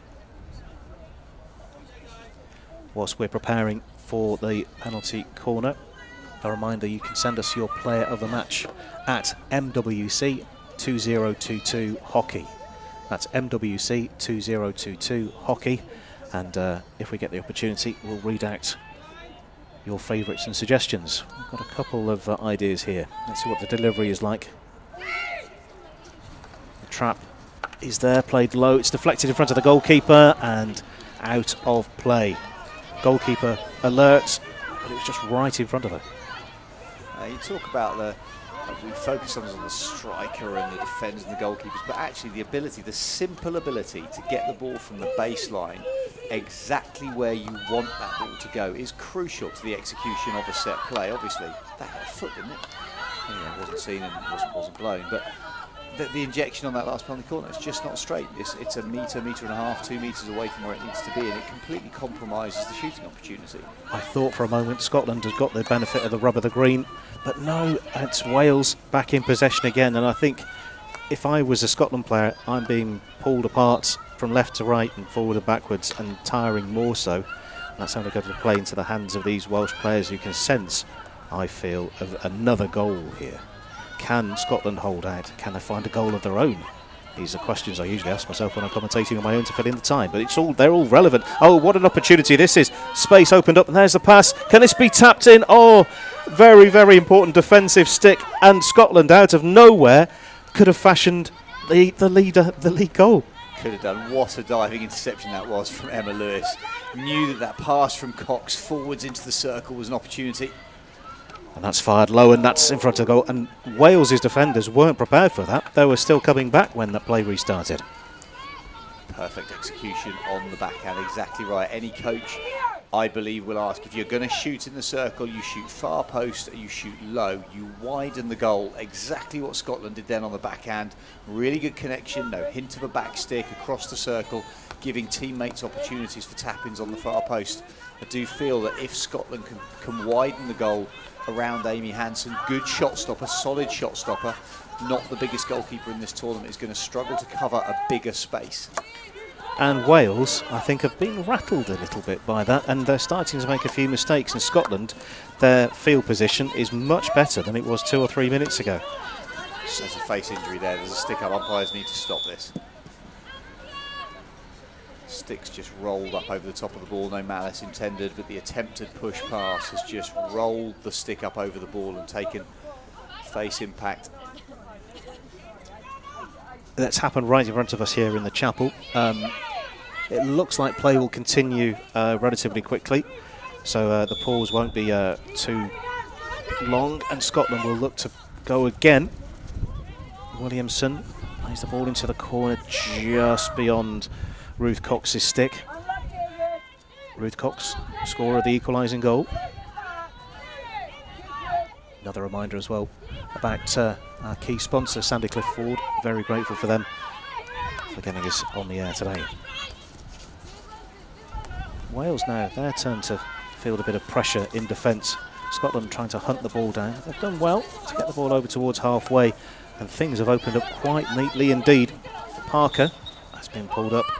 Scotland look to go quickly, but I think pause is the right thing here.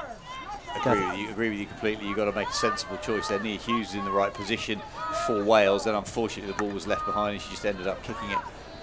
But it was good play from Wales, good sensible choices, working through channels, not trying to drive it yourself. Important from Gierak as she took that. I thought she was going to cut in field into contact, didn't do so, played that floated ball through. Scotland have to retain the same understanding and mental processes if they're going to get something out of this. Parker picks the ball up in space and turns, shields, and looks to find a teammate. Successfully does that. And that's a neat little touch out of harm's way from a Scotland perspective. Going from the side. Smith. Gallagher trying to find a way in. Tapped up, and that'll be a long corner. Well, the call that we can hear, if you can pick it up in our microphones, that's coming from outside our commentary booth is about balance. It's actually the Scottish coaching team calling for the defence to be balanced. Loud whistle. Is that because it's not in the right place? Yeah, it's not in the right place. Perception by the umpires that the restart needs to be in the right place. But that balance about retaining agility, even when you're fatigued, you need to make sure you keep on the front foot, keep on the balls of your foot. Paddington tries to drive, another long corner. Wales, the pendulum's gone back to them at the moment with 5 minutes to play. It's been really interesting, and in terms of that first half, when Wales had nothing, Scotland had everything, then they got that corner goal, 1 from 1 for Wales. It didn't change the dynamic, but it certainly meant that all of a sudden the feeling changed. Now that one was a quick restart, and it looks like it has worked for Scotland, looking to stretch the Wales defence who were already pushed forward, although it's just been nudged out of play. It has gone the way of Scotland though. It's their call. Well, I think Scotland were a little bit fortunate with that. It looked like it was a shielded carry to some degree. You felt it would have gone in Wales's favour, but umpires happy. Helen Bennett happy that the body wasn't shielding the ball, the ability of the defender to make a tackle. Long corner, incremental progress down the field of play by Scotland. Much better to have a long corner than where the ball was just stuck right by the corner flag. So we're going from here. There's a huge number of Wales players between Scottish forwards and the goal, so movement is where it's at, and that's behind the player. However, it's been picked up, play will continue. That's come up, and that's taken down very neatly indeed by McLean, and there's a stick gone missing. I think we might come back here. No, play continues. Ball is opening up into space. What's the option? Fired low into the circle, swept away. It will come back again, and this is neater from Scotland, and that's going to be another long corner. Well, Scotland are right on it here. Look at the body position there of Lewis in the Welsh defence. To me, that sums up where they are. They look tired. They're being put under pressure by Scotland. Suddenly Scotland are on the balls of their feet. They're looking to create opportunity. There is movement off the ball, and that just creates its own energy. It's a loose pass in, however. No, just not quite there. Your point about the movement was excellent, because we got the camera angle to see that there was movement. After 67 minutes of high intensity stuff, to have the energy to do that, I take my hat off to the players. And sometimes, Andy, it's about just keep running. You are tired, you are fatigued. Quite often you then go into a focus of, I'm running for me, I'm running to get the ball myself, and sometimes you don't need to do that. All you have to do is run across the line. You run across a defender, take their eyes, step them away, change an angle, create an opportunity. I don't think the ball in from Ria Cannon So it wasn't a rear can. The ball that came in for Scotland was a particularly accurate one, but the movement creates the passing lanes. Now, defenders are coming back in slightly bigger numbers for Wales, and that is an impressive ball, very quickly taken and trapped, but the next movement isn't great, and Wales' captain, Kath Fuge, has been instrumental in getting the ball down to here to the circle. Wales play, and that's been tapped away, whistle to the umpire's lips, play continues. Now that's good umpiring, been critical a couple of times, but I think that shows good awareness by the umpire, Jason Clothier, because as that ball came across, it did go up in the air, but it wasn't dangerous. It was taken down, cleanly played away. There was no interference by any player. That's really well understood. I still think there's a moment with 90 seconds to play or thereabouts. Wales looking to put their name in the winners column. Low ball into the circle. Goalkeeper goes down and low to the left, but the ball is wide of the post. What an opportunity from Jess Goodwin. She was the player with the little behind the back pass in the first half that won the corner, that got Wales on the scoreboard. That was not dissimilar. Gierak coming forward, you're right, talking about one final opportunity. There's a whistle there, and the goalkeeper's arms aloft was a big signal that something was up, and that opportunity has been snuffed out for Wales. Scotland under pressure immediately from the restart. Can they find a way through? Yes, they can. Where's the next ball going? Crab-like across the field of play, finding the space, but that's not quite worked. I think we're heading for a draw, barring a real grandstand finish. Well, with Gierak on the ball, with her passing range of passes that she's shown so far this game, they could well force it into the circle. They haven't done so. She chose to lay it off a little bit. Wales now are absolutely physically, in some channels, hanging out, basically trying to get across the pitch. Seconds to go. Even 0 seconds to go, because that is the final hooter. What a dramatic game it has been. Honours even. Scotland won, Wales won in the women's over 35 Masters competition, and a terrific game brought to you on BTV. Two sides have absolutely gone at it from the very first minute. Scotland, I thought, were really good. They came into this off the back of two poor results, particularly one against England. They were disappointed by the number of goals they conceded. Wales, with that down emotional energy after their loss to England, in a little bit of a controversial circumstance, I thought they should have had a draw.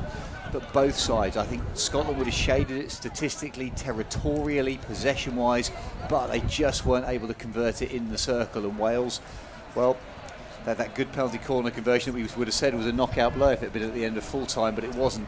Really enjoyable by two teams giving it everything, putting it all out there. Congratulations to both teams, well played to both teams. And what we'll do as the teams are shaking their hands, we'll have a look at the highlights. So Scotland did start well with that territory and possession that we spoke about. McLean was good all the way through the game. This was a bursting run that resulted in a set play. The early tackle was heavy. The challenge was strong. A little bit of frustration on the edge of the circle. There might have been a shooting chance. Steele feeling that she should have been given the opportunity. And in these first 15 to 20 minutes, it was all about Scotland. They had possession. They had high possession. Sometimes they carried the ball in poor positions, which resulted in turnover. I felt there was quite a lot of body obstruction when players were carrying the ball in high positions. Scotland did create far more penalty corners. This, one of their favoured ones. The open hand sliding slap. That touch giving all of opportunity came to nothing from Cranston. It was lifted rather than angled right at the end of the first quarter. Good opportunity for Scotland to open the scoring that came to nothing. Wales had their own opportunities but kept turning the ball over, and in the first 35 it was all about Scotland. McLean again going on to that favoured reverse, the one-handed pull through, just a little bit too far in front of her, and Wales were able to get their defensive lines right. At this moment, Kat Gierak, who came into the game in late exchanges, was a little bit more reserved, a little bit more defensive. Wales, though, bustled, were prepared to be physical, prepared to step forward, and the opportunity that came to Jess Goodwin wasn't a good one in terms of selection. Dawn Knight, who later got injured in this game, was on the penalty spot. Wales tried to work it from defence occasionally when Scotland got up, but Scotland's effort and energy level was so high. They created second phase opportunity. Gierak that time unable to get her feet out from underneath her. The penalty corner given, another set play for Scotland. Favoured this ball out again to the left-hand side. The slide pass across had to have more commitment. Scotland, 3 players, all in a really dead straight line, all upright, unable to see through the bodies in that compact, tight defence. Wales, though, eventually got up the pitch, and there was a lovely touch from Goodwin behind her body that led to the shooting opportunity that was lifted. The touch in the circle from McCormack up into the air led to Wales's first set play opportunity. And what an opportunity it was. One chance out to the top, stopped well, little nudge and touch, and then a beautiful strike across everybody. That open hand, open wristed strike, good contact by Gierak into that bottom right hand corner to give Wales the lead. Scotland, however, with chances of their own, even still in the second quarter. Nice sets of movement left by McLean. McLean with the run forwards into the circle, draws the shoulder-to-shoulder contact. It was a little bit loose by Dunn, stepping in on defence, gives another set play opportunity. That set play opportunity that there was at the end of the first half didn't come to anything, slightly controversial circumstance, but then Scotland started the second half in the same manner. Opportunities there, the first touch just a little bit off in the circle. If it had been stronger and a reverse pass across the D, would have found Cox for an easy tap in. Wales carrying forwards, found more territory as the middle stage of the second quarter. Then all of a sudden, goalkeeper Ali Hoisey getting on top of the ball. Unfortunately, this passage of play led to an injury. She did defend the penalty corner, but was then subbed off. Scotland, Tasha Cranston able to find the ball into the circle, and the equaliser came from Ruth Cox on the backhand because they left players high. They were happy to zone defence, to stay with an 8-player defensive structure, find the high outlet. McLean once again running but getting turned over this time because Gierak suddenly was in higher positions for probably the last 20 minutes this game, gave her a chance on the backhand, cutting underneath the ball and lifting it over the top of the Scottish goal. At this point, Sarah Collins underneath the crossbar. Still, however, Wales found the intensity and the energy to drive forward. Scotland pinned back deep in their defence as Gierak stepped from a defensive centre midfield into an offensive position. All of a sudden, they were able to come forwards. They created more set play opportunities. And that was it. It was that final 1-1 scoreline with Gierak and Cox, the goal scorers, but great opportunity, intensity from both sides all the way through. Terrific day's hockey, terrific entertainment, and it doesn't stop here. We'll be back for the match at 1 o'clock this afternoon. It's the men's England Over65s versus Ireland 65s. We'll be on air about 5 to 1 for that one. And it's been a pleasure sitting here with you, Simon Mason, today. I've felt privilege, real privilege. I've enjoyed it, Andy. Thanks very much for your lead. No problem at all. We'll do it all again sometime soon. This has been BTV. These are the Masters Invitational Tournament at Nottingham in 2021.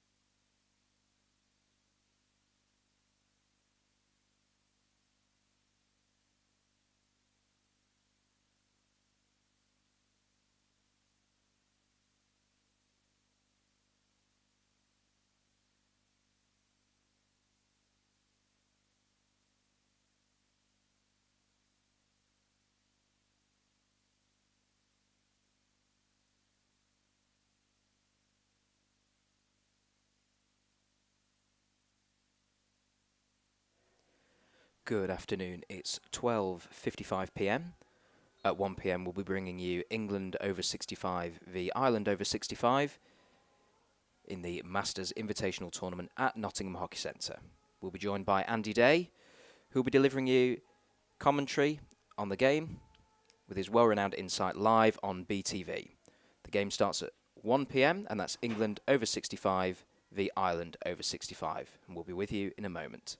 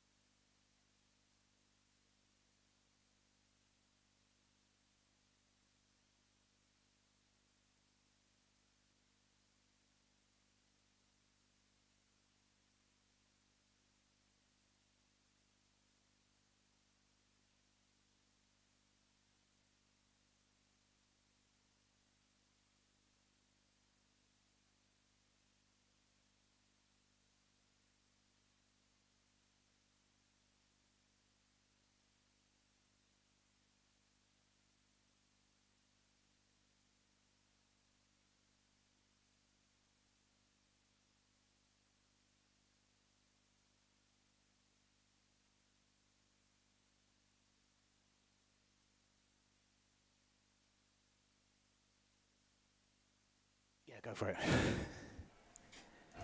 Welcome to BTV and live coverage of the Masters Invitational event. It's the men's over 65 match. Men's England over 65s versus Ireland over 65s. The umpires leading us out: Chris Cheverton and Jason Clothier. And you can see by the numbers on the back of the players that we're all set and ready to go. So I'll run you through the England match day squad. Goalkeeper Peter McCollum is the reserve goalkeeper. Gordon Gray is number 2. Timothy Brothers is 3. Captain is 4, Graham Skinner. 5, Conrad Ray. 6, Mike Rudd. 7, Graham Welch. 8, Bill Davidson. 9, David Ward. 10, Robin Conway. 11, Roy Hilton. 12, Bill Deaton. 13 is Anthony Rutherford. 14, Peter Wright. 15, Ken Wooding. 16, Dave Dixon. 17, Steve Seymour. And 20 is starting goalkeeper Richard Butcher. For Ireland, starting goalkeeper is David Williamson at 19. 26 is Fergus Stapleton. 27, Eddie O'Malley.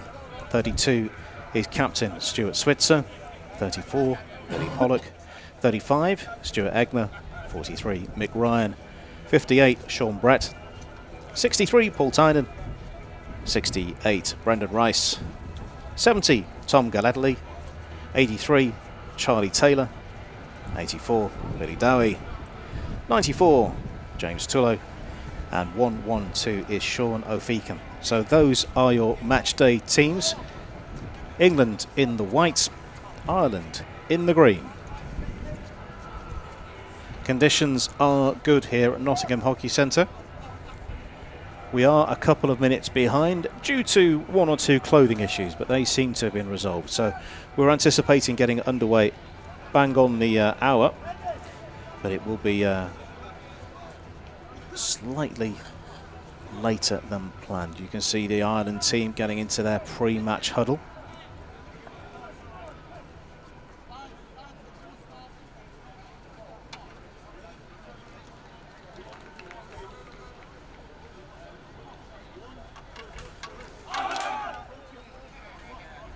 Nice roar as they get into their huddle breaks.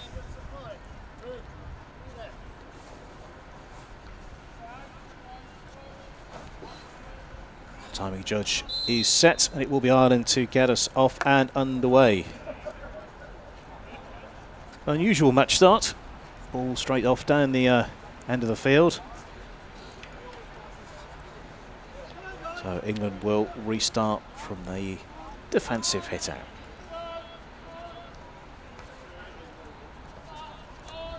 A little bit of a miscontrol in defence already, and this invites the pressure on. England ride it out, and already within a couple of seconds have gifted possession back to Ireland. Making their way into the game, Eddie O'Malley finding a teammate.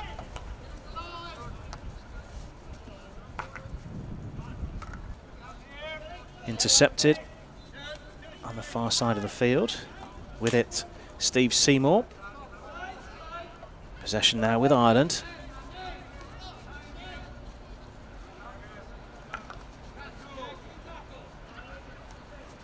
Good tackle, and that was appreciated by the crowd here.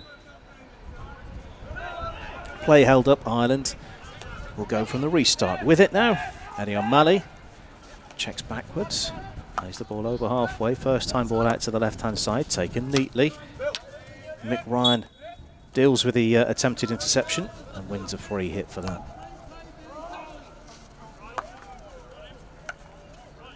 It flicks off the underneath of an England stick. With it, Billy Pollock runs towards the baseline. Flicks the ball up in the air. He's still in control of it. Into the circle now. Plays the ball across the baseline and hammered away. And it will be England ball.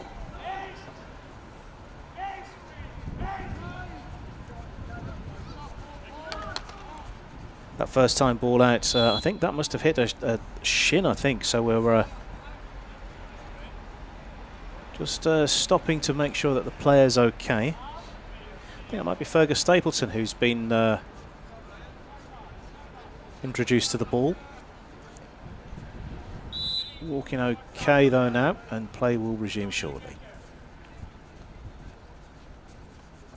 Aerial ball from the side, bounces once, twice, and trapped, and back in possession with Ireland. Ryan.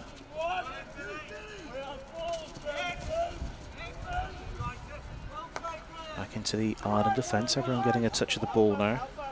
There's Paul Tynan, I think, in the middle of the Irish defence, as the ball bounces into the side of the chapel here.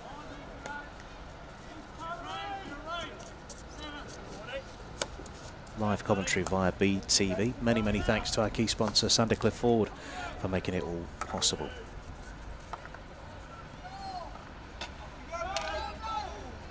That is neat on the English left-hand side. Twists, turns, trying to find an international teammate. Whistle blows. England will restart from here.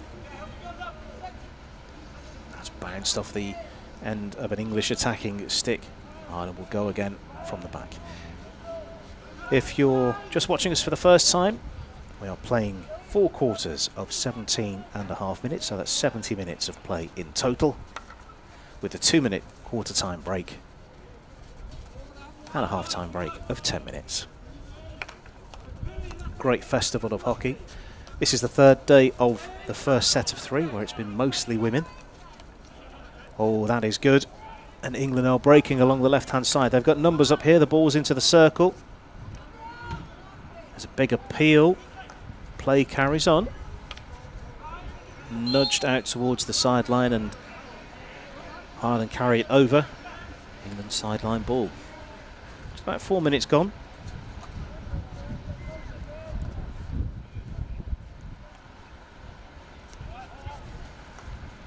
Working the ball from the left to the right, where the space is at the moment. Pulling the Ireland defence. It's come off an Ireland stick. Long corner is the outcome.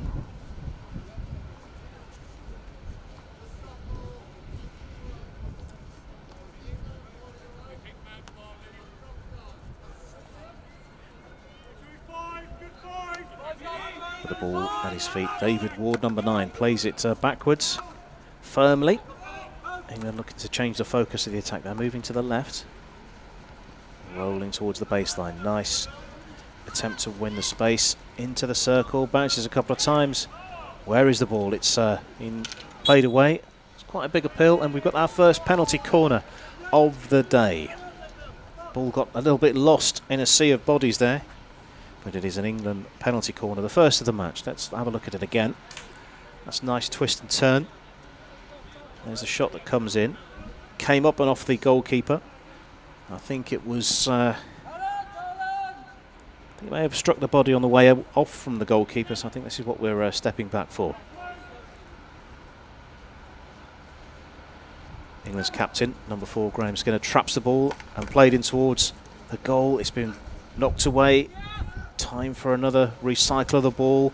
It's been played off another Ireland foot, so it's a repeat penalty corner for England. They're now second of the game, building up a little bit of a head of steam. So a few seconds ago we saw Graham Skinner with the trap. We'll see a similar or different approach for this second penalty corner. Come on the line, guys, on the line! Spread out quite a way around the edge of the circle. It has gone to Skinner, played in low, goalkeeper blocks it. It's been trapped under the foot of the goalkeeper, and the umpire spots an infringement, and it will be an Irish defensive hit, and they're looking to play that very quickly, possibly too quickly out of defence. They do win possession back though. Quite a few white shirts between the Irish defence and halfway, and England restart from the side.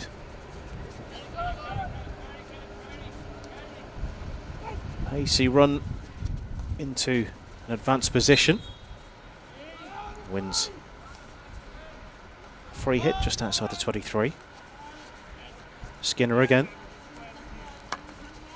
Plays the ball into the circle, but there's no one there in a white shirt to pick it up. That is very, very tidy out of defence, being picked up by James Tullow. Find it angle beautifully. A little bit of stick on stick. Whistle blows. Ireland free hit. Moving their way down the field. Eddie O'Malley.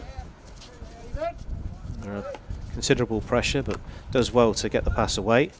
Flicks the ball up into the air. And Skinner plays a delightful pass towards the edge of the circle, but it's just beyond the reach of the stick and goes out for a long... goes out on the full. It'll be a defensive hit out for Ireland. Conditions are good here. You can see there's not very much movement in the trees. Had a little bit of rain this morning, which has left the pitch in ideal condition. Doesn't need watering. England ball.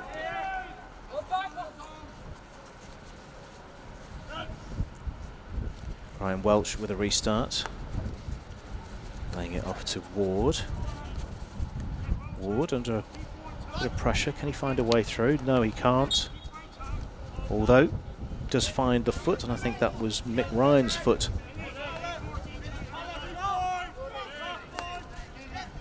Towards the edge of the circle. Nice trap and release. Not finding the shooting angle just yet, but the ball is still with... the ball is still with England, but the whistle blows. Ireland will get the opportunity to clear.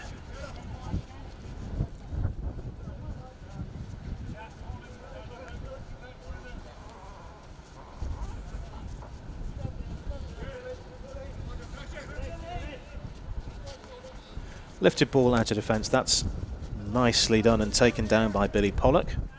The aerial ball was good, and that's a one to chase for James Tullow.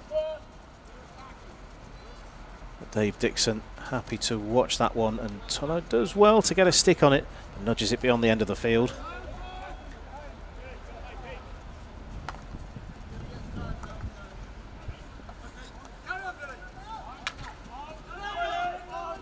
Good running from Bill Davidson. Skinner, whose name I've mentioned quite a lot for England, is number 4 with a white headband.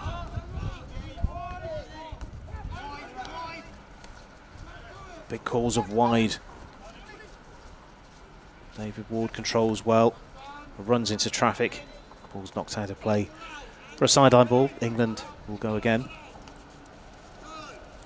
Taken quickly. Nice zip about the early exchanges. Rutherford goes across the entire field.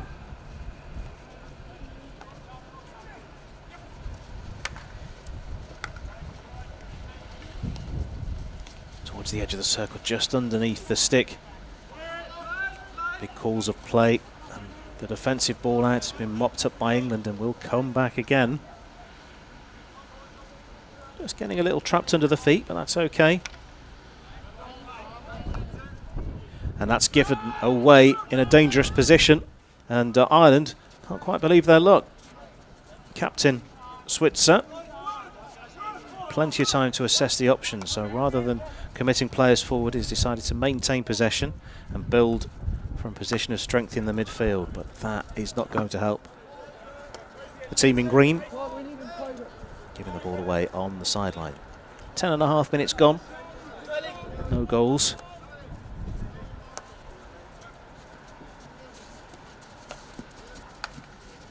Tapped inside.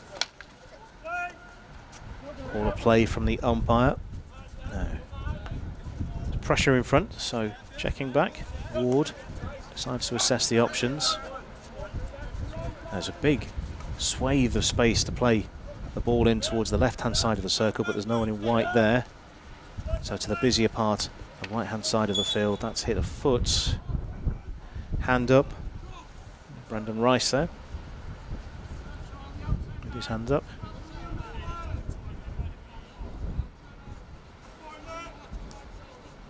Self-pass towards the edge of the circle. Stick goes down, and that's another penalty corner for England.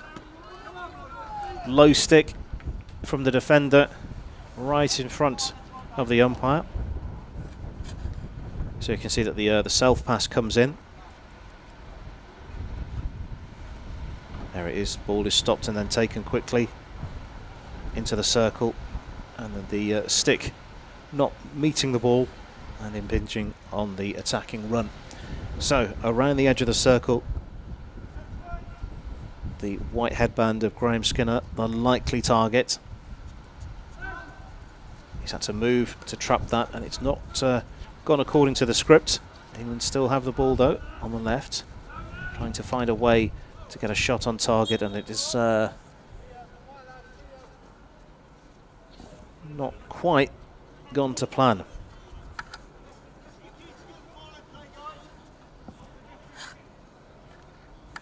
Let's see what happened here. There's the push. I think it was a swing of the stick towards the England player. So we're looking to go for another penalty corner. So number 4 for England now.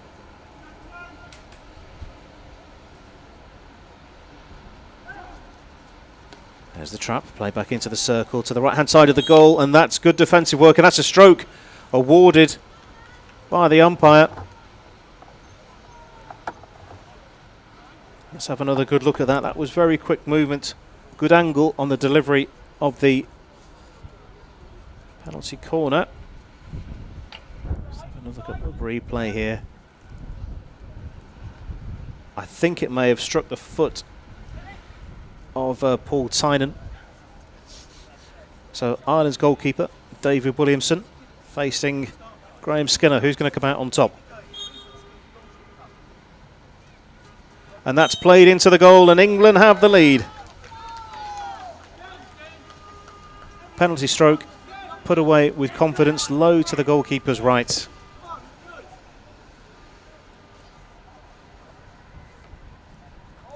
Very low, getting an awful lot of power, lifting it just above the backboard. Nice placement, goalkeeper I think a little bit deceived by the ball. Nice finish. England have the lead by 1-0. 12.5 minutes completed or thereabouts. Ireland with a restart.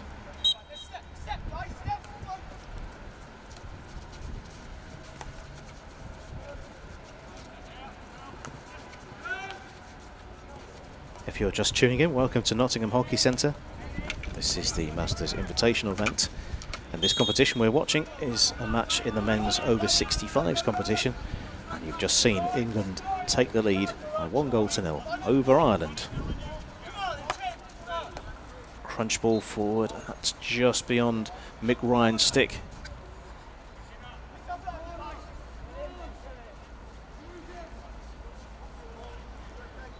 Long corner though, it did take a defensive touch. Ireland not wasting any time, playing the ball into the circle, looking to potentially find a foot, but no, or a pass. Ryan was there as well. I think he was the player that was being sought by that forward pass.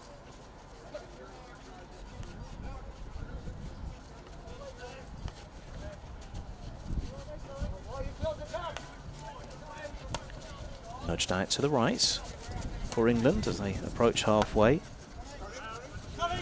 Considered build-up this. Really good to hear the players talking to each other, directing the play. Running forward with it is David Ward. He's come a long way for it. He's bumped into his opposite number, so England get a free hit here in a dangerous position, trying to walk their way into the circle, but Ireland's defence holds firm. They will come away with the possession themselves, the men in green.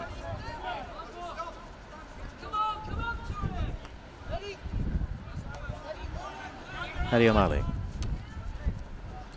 has the ball stripped from him by Bill Davidson. Davidson running to keep the ball into play just in front of the sideline. The England ball.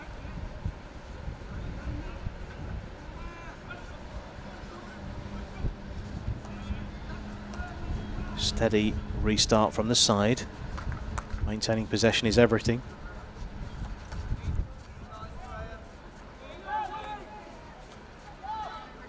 A few quick turnovers of possession.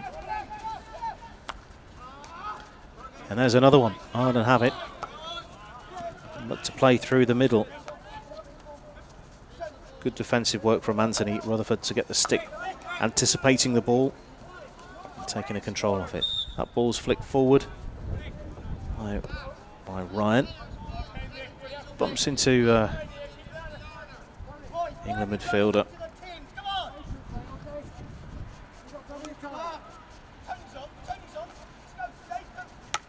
And go again from here. Nice crisp ball forward and a nice take as well. Things are starting to open up here around the edge of the circle for England. Playing the ball, and that was a foot outside, I think. Just outside. The angle made it possibly look a bit closer than it was. England free hit. Support is coming up, and Ward assesses the options. That ball though is well addressed in the Irish defence. Kept in play, but at the expense of a turnover. Player goes to ground. England still have it. Push towards the baseline. Nifty footwork. Ward plays it in towards the circle, right in front of the goalkeeper. The goalkeeper is right on it, and we've got another penalty corner, the fifth of the game for England, by the looks of things.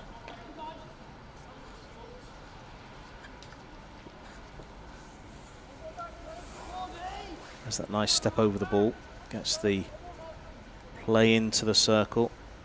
I think it was just very, very close to the defender, and it struck the defender's foot. Now, interestingly, this is the first of the 5 penalty corners where we haven't had goal scorer Graham Skinner on the field of play. So what's the variation here?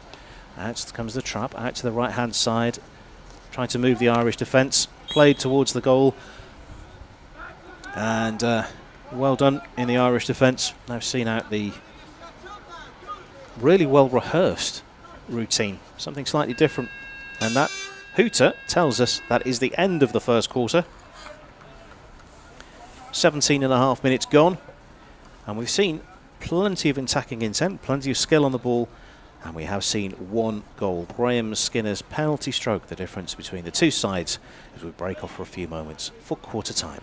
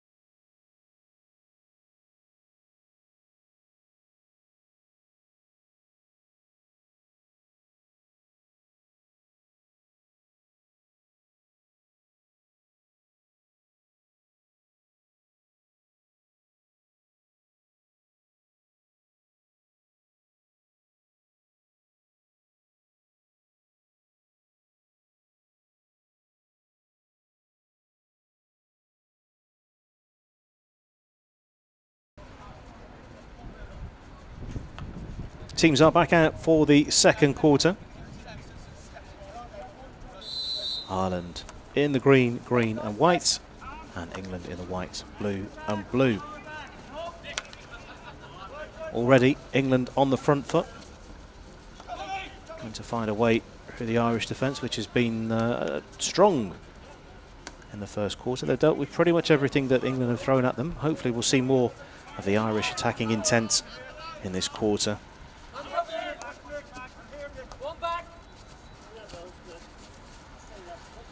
Good skill and good craft on the ball from Ireland, but not a great deal we've seen so far in the way of penetration, but we'll hopefully see more of that as the game moves on.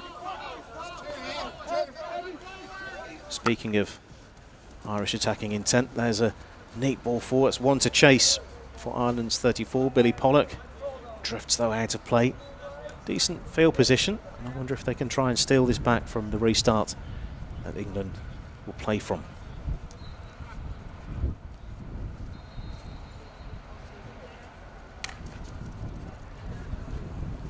Across the entire field. Nudge forward for Mike Rudd to get a touch. Whipped along the sideline. Who will get there first?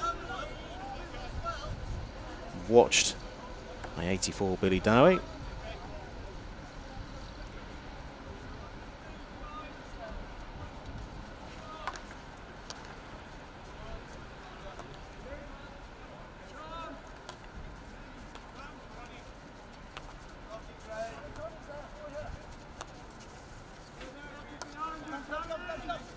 Now England with a little time on the ball, trying to find a way through the middle this time. It's been spotted and broken up nicely by Eddie O'Malley of Ireland. His progress downfield been blocked. Now with it, Ward. That's a very, very important touch. Dayton.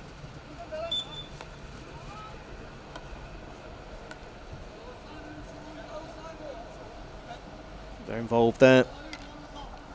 Highest number player for Ireland. 112 is Sean Afican.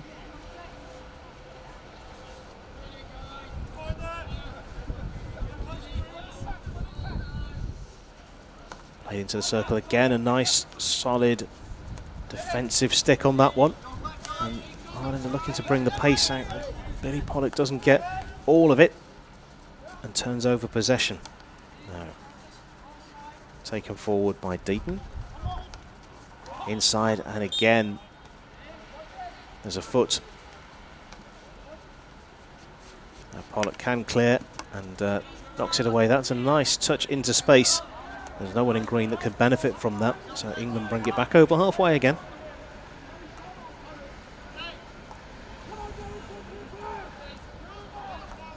Ireland get another important touch. The control ball forward is a positive one. It has gone out of play. England ball again.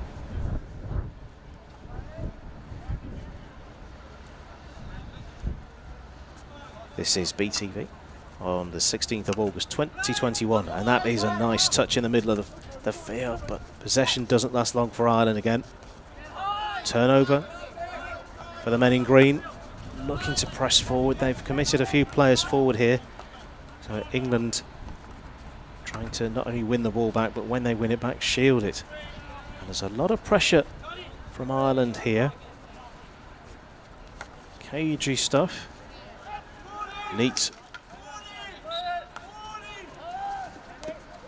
Ward. There's a whole heap of space to the right hand side into the circle. There's a touch, there's a shot towards the goal. It's been blocked neatly again. Goalkeeper in action. I think that was an attempted pass that didn't come off into space in the circle. Ireland composed in defence. Nice turn. Ryan does extremely well. Now, what's up in front of him? There's a ball out to the left, and that is the option. Billy Pollock has been found. Ireland looking to build, but too easily I think the ball has been stripped away. Ken Wooding with the important touch. Ireland will though go from the side.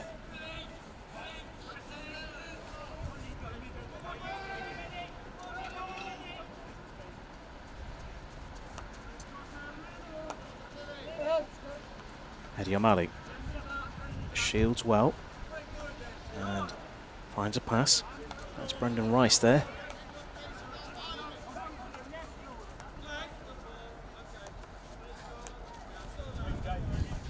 England finding a way to break up the Irish attacks when they do come. Seymour, well, two players gone to ground there, but play continues on.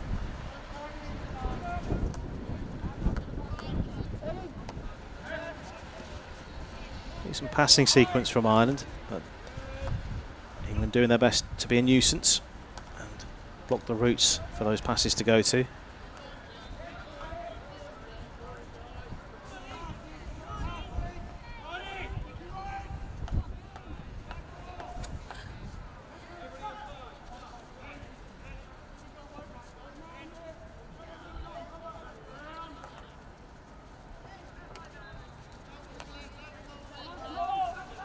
England not rushing it when they're in possession.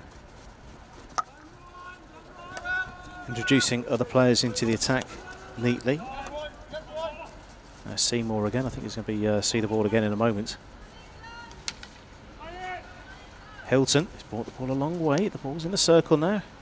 Just inside. Waiting, waiting, waiting. That bounced off the stick of Seymour. In the circle. Presentable opportunity. Whistle blows.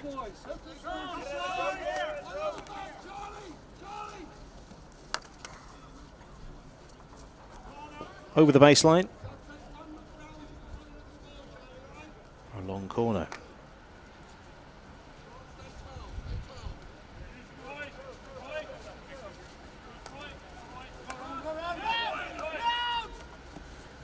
That's a cute little ball inside, but didn't come off as intended. Close control from Ireland. Very neat indeed, but the whistle blows.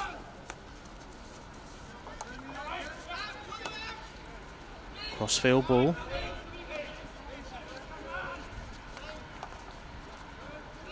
Good step in by Stuart Egnor. And Ireland can Start again with a possession.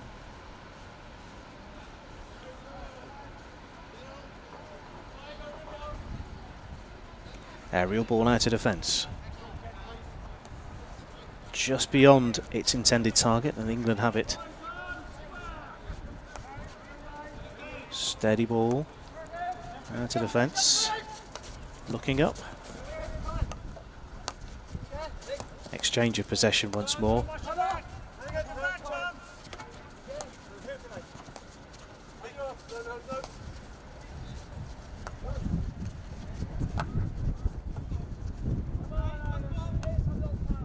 Oh, that is very, very slick. The close control work from Ireland when they're in possession is very, very impressive. It's played inside. And England will mop up and bring the ball forward again. The game's starting to get a little bit stretched now. 26 minutes on the board. England leading by a goal to nil, coming from Graham Skinner, the captain, converting a penalty stroke in the first quarter. Goalkeeper for England getting involved for the first time, kicking the ball to safety.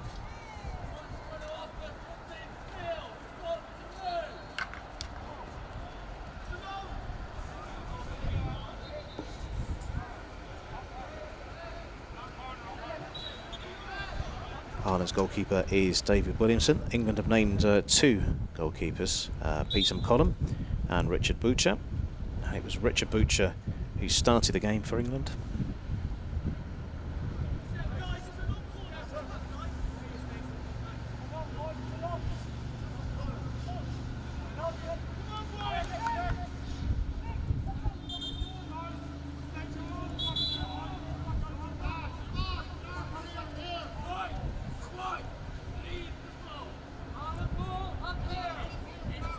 Getting the ball back to the right spot, which is here.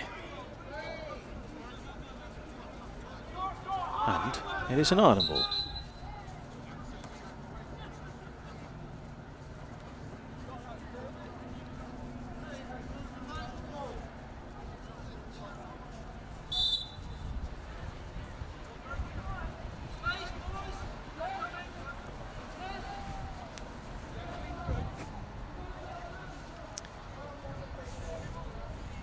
Just cross the baseline.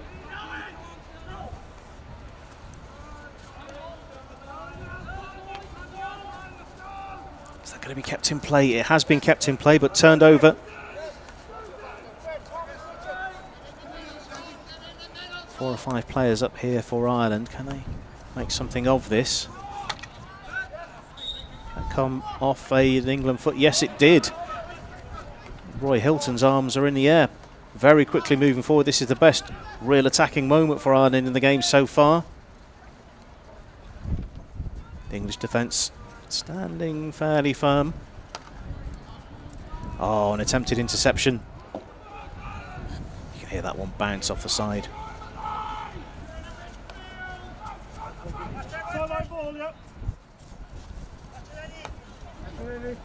Things are starting to open up here for Ireland. Just as I say that, whips out of play.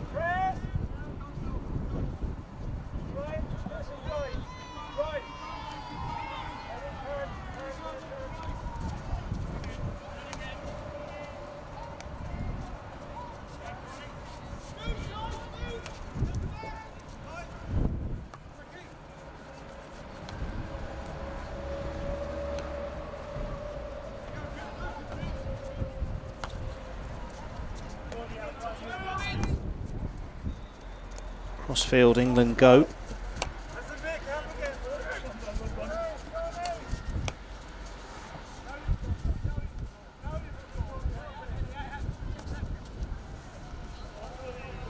And that's out of play. Sideline ball for Ireland. Just a quick note about the numbers. England have got a match day 16. Ireland are down to a match day 13. So I wonder how that will impact the game as we get further on.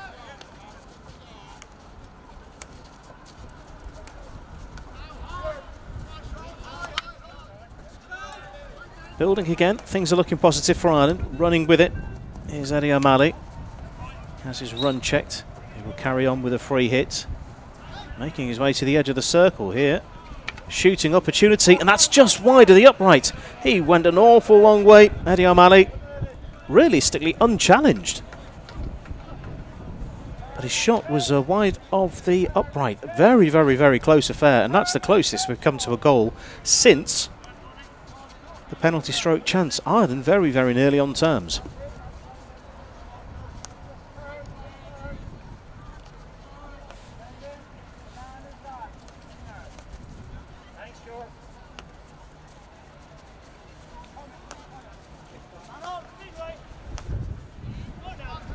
Again, nice little neat release. Steve Seymour playing the ball forward. Timothy Brothers taking it towards the edge of the circle. Nice layoff, changing the point of the attack to the left-hand side of the circle.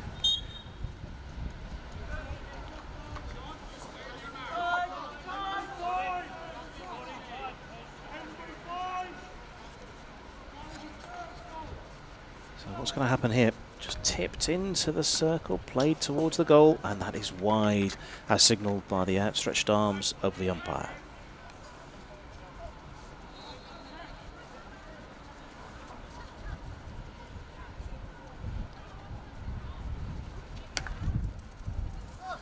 Crisp ball out of defence. I'm sure that was a misconnection or an anticipated run, and it's gone out on the full. England will go from just in front of us here in the camera position at the chapel. Gordon Gray right in front of me. Sweeps the ball about the 23-metre line.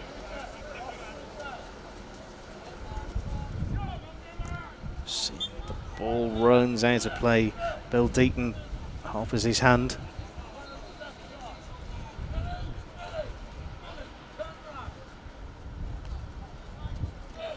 That's got a touch warmer than half an hour ago. I'm sure those players out there looking towards the half-time break as much as I am. I'm looking forward to a drink.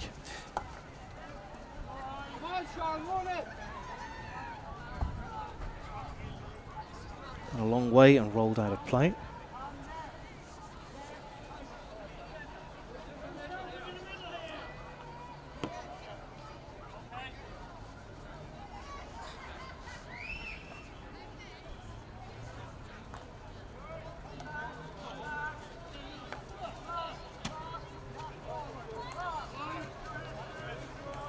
This one, a cagey game. England have been on top. Ireland come the closest to scoring from open play. That said though, the scoreline still favours England by 1-0. Converted penalty stroke from captain Graham Skinner. And here he is on the ball now. Played out to the right. More pressure building from England to the point of the circle on the right hand side. Davidson wins a free hit just outside the circle. Will there be another opportunity? And will there be a shooting chance before the hooter blows for half time, which will be at 35 minutes, of course? Whipped across the face of the circle. Ireland can clear here. Oh, that is neat. But there's no one there to benefit it from a man in green.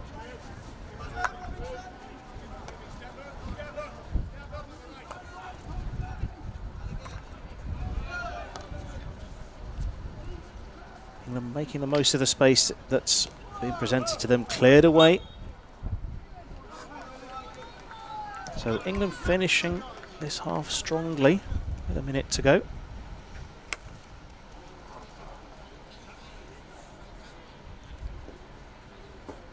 This is that opportunity a few moments ago. There's the clearance.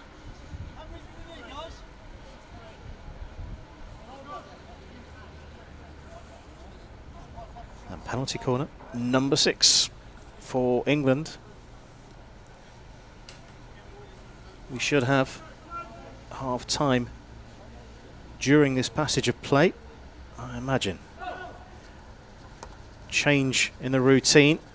It's out to Skinner, out to the left-hand side of the circle. Goalkeeper's legs come into play there and defended well by Ireland, and that should be that for the half. David Williamson standing tall in the Ireland goal. Done very well there. Also a very good routine from England.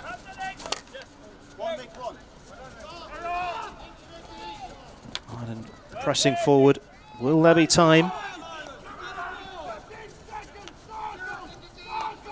Going backwards rather than forwards. I'm not sure they're aware of how close it is to half time. In towards the circle, popped up.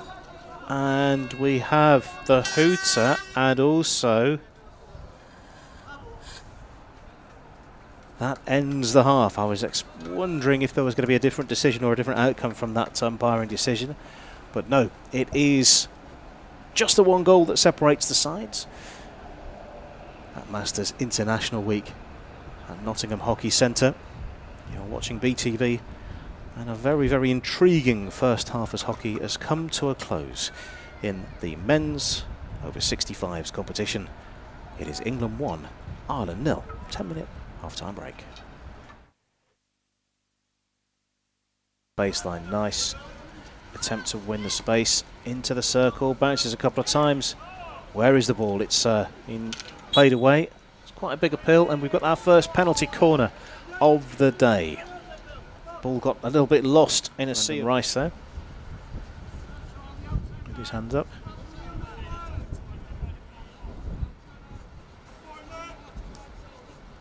Self pass towards the edge of the circle. Stick goes down, and that's another penalty corner for England. Low stick from the defender. So Ireland's goalkeeper, David Williamson, facing Graham Skinner, who's going to come out on top. And that's played into the goal, and England have the lead. Penalty stroke.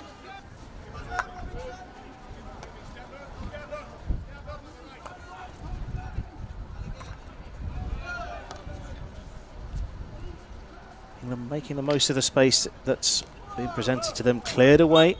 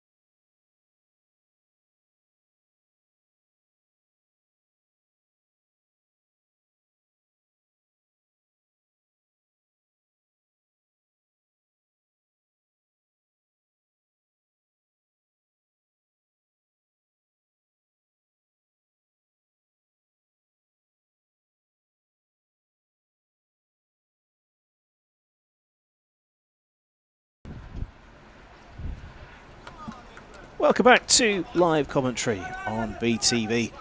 This is the Masters Invitational event. This is the third day of play, and we're watching England versus Ireland in the men's over 65s competition. As you can see on the screen, it is England that have the lead over Ireland by 1-0. That's a penalty stroke converted by Graham Skinner, England's captain in the first quarter. We're awaiting the signal to get off and underway.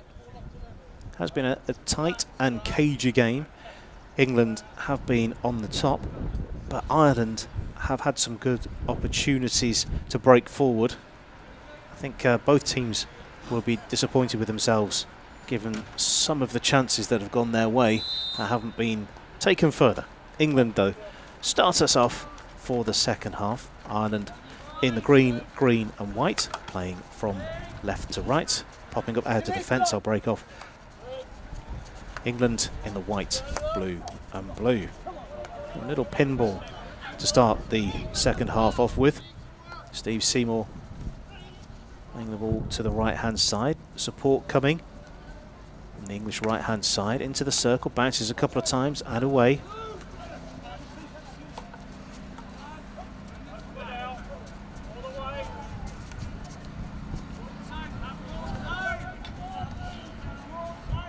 That's 70, Tom Galletley. Getting an important stick on that one. Umpire very clearly signalling that's an England ball. If you are just tuning in, wherever you're watching around in the world, we're doing 4 quarters of 17.5 minutes. Rather than 4 quarters of 15 minutes that you may have become used to over the course of the last 24 months or so. The headband of Graham Skinner, England's captain, marks him out and he's involved again. Turnover of possession. Ireland, good field position here. On halfway, looking around, and there's, despite the calls, England's Bill Davidson managed to sneak in and steal the ball away.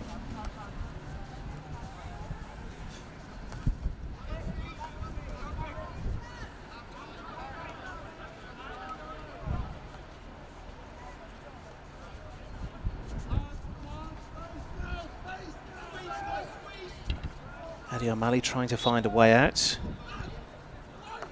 He has done here. Unfortunately, he's just beyond the stick. That would have been neatly done, although it has fallen kindly. James Tullow has to check back, does well, maintains possession for Ireland. Change the point of attack. Fergus Stapleton moves forward with the ball. Free hit for Ireland. Building a little bit of a head of steam here. And the whistle blows. I think it may have gone from the wrong position, so Ireland will get another chance at doing that.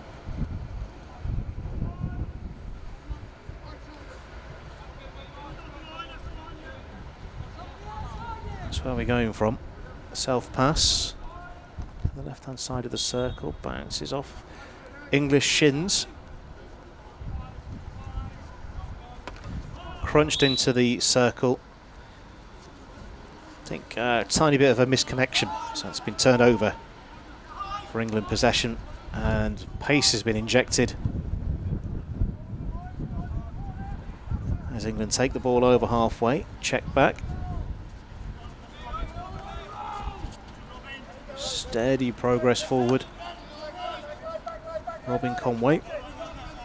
There's movement to the right, and that's where it's gone. Steve Seymour playing the ball out to the right. Overlapping run from Gordon Gray. Bounces a couple of times in the circle.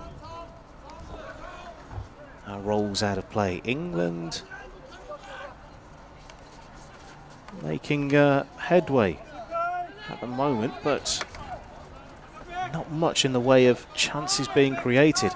That said, Ireland have done very well indeed to get over to the 23-metre line. And that's been blown up, and there's a little bit of dispute about that call. However, we're going to have a chat, I think, between the officials. The original call was it was an Irish free hit, but it looks like that's been overturned. And so it will be England to restart. I wonder if we can get an umpiring perspective, because the original call was one thing, and how do the umpires decide actually we will change our mind? I've always wondered, is it a seniority thing?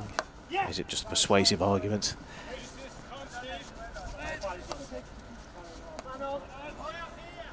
For many years I thought the umpires were psychic, then someone talked to me about microphones and earpieces. Anyway, England on the attack. This is very presentable, and that is very close to the goal. Goalkeeper has struck the post, so the goal has moved, and there's also an England forward lying in the goal as well. All is good, handshakes off camera.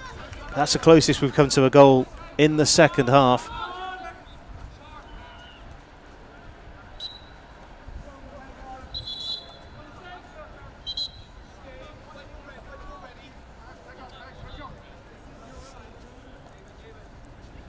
Second half going up another couple of notches.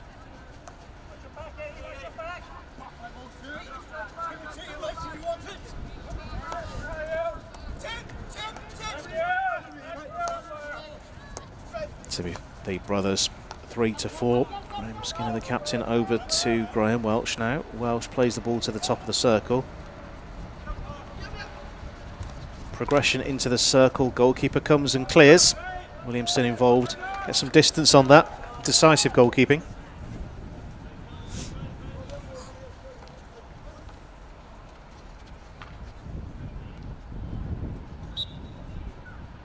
An appeal and free hit for England. Good movement from Welsh to receive the ball in space. That's bounced favourably for England to maintain their attack. Attempted steal. I think that was. I think that may have been Pollock.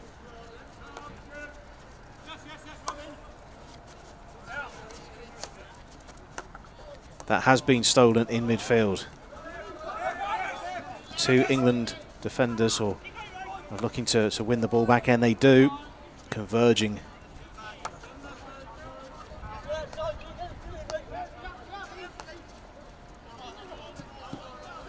And that's beyond Robin Conway.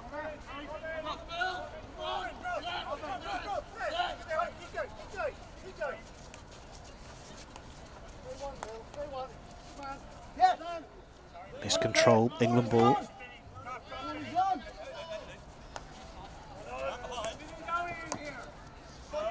Steady, assured. That's what the England team are looking to do. Work their way up the field. They've had the majority of the possession, and they've had it in reasonably good positions as well, but they haven't managed to convert that into a shooting opportunity often when they've had the possession. Now things are starting to open up, but the Irish defence have made...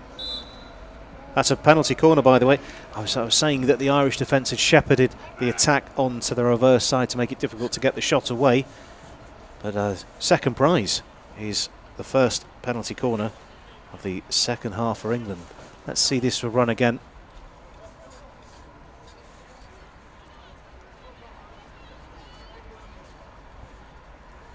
Attempted. Ball on stick from the Irish defence, and it was a swing and a miss. So penalty corner, number 7 in the entire game. You can see with his knee on the floor. That's played in, and again the Irish defence is good, and it's a repeat penalty corner though. Pressure starting to tell. The Irish runners are doing very, very well to anticipate where the ball is going to go. They've managed to be in the right place in the right time. Here's the second one. Looks like a similar routine. Bounces off the goalkeeper's pads again. Huge distance, and it's been brought a long, long, long way. Miscontrol, and it's another miscontrol, and there's Irish ball played very quickly indeed, and I'm not sure at all that there were 5 metres in the English defence. So this is a bonus from the Irish forwards' point of view. Very, very easily traversed the length of the pitch, although we will be going back again. Whistle blows. So given the England defence time to get settled up. Out to the right. Dowie plays the ball into the circle. Penalty corner for Ireland, first of the game for the men in green.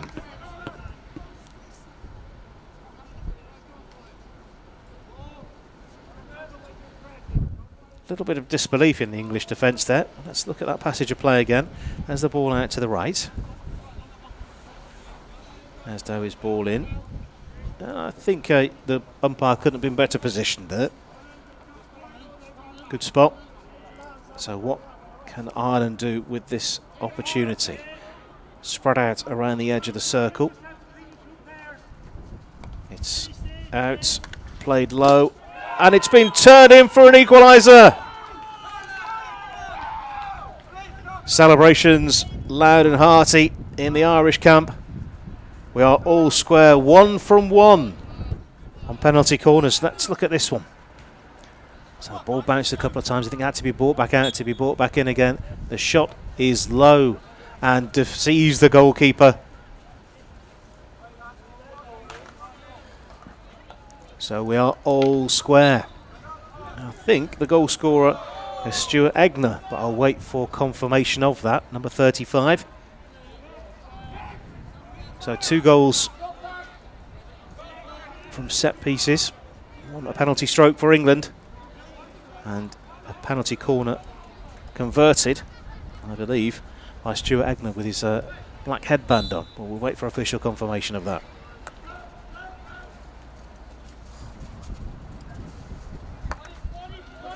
That's gone a long, long, long way through, but didn't get a touch. You did hear it hit the backboard. No goal.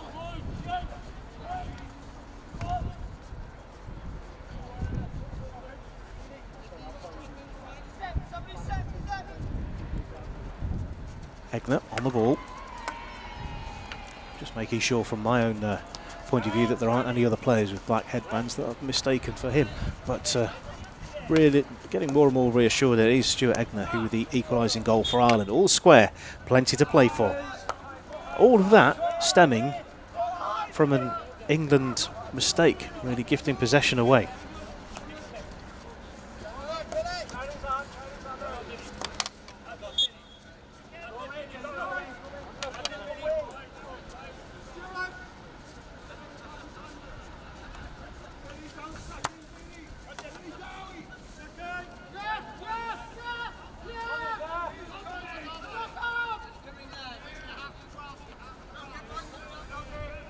Good battle for the ball here.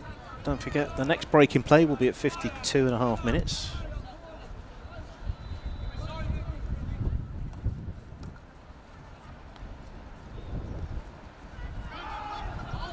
England stung, looking to get back ahead. Goalkeeper flicks the ball away.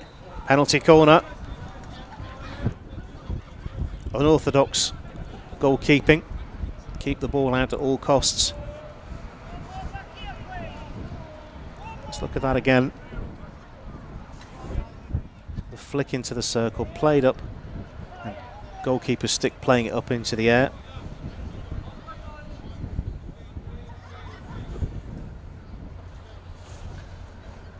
Dangerous play is the signal from the umpire.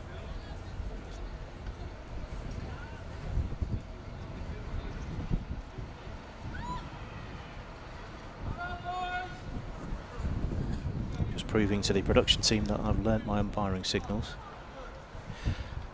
Plenty of options. Down on his knee again is Graham Skinner. Often he's not been trapping it, he's been running around. He's laid it off. Here is Skinner with a hit from distance, and it's been turned in from close range. England are back in the lead. Wonderful, wonderful routine. Thumbs up from the goal scorer. Ken Wooding is the goal scorer, getting the more important touch right in front of the goalkeeper. Wooding 15, restoring England's lead. England 2, Ireland 1.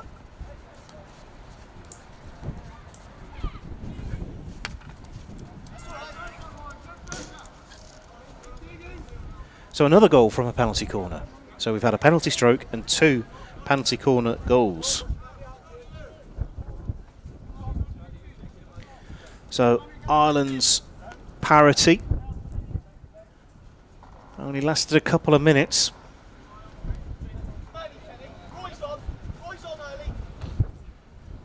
As we get further and further into the game, sure more space will open up. Long stroke of the ball along the ground, picked up by Bill Davidson. Not on Roy Hilton. Nice feet on the English right hand side. Laid off to Skinner. England progressing down, and they get another chance here. That's gone a long way through the circle. Did it pop off an Irish knee? I don't think it did. It looked like it, but it didn't.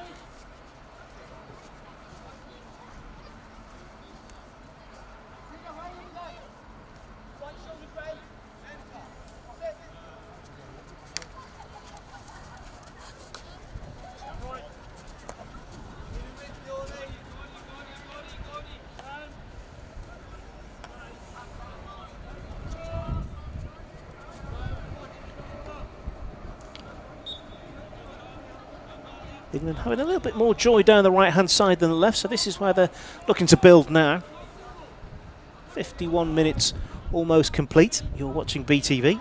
This is the Masters Invitational event, and you're watching a men's over 65 match between England in the whites and Ireland in the green. England are leading by 2-1, and it's England who are pressing again. There's a loose ball in the circle. Can this be turned towards the goal? No, and it's run out of play, so that should be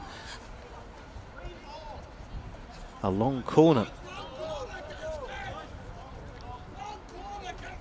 Ken Wooding, who scored England's second goal, very keen to move things along. He's dashed off to retrieve the match ball.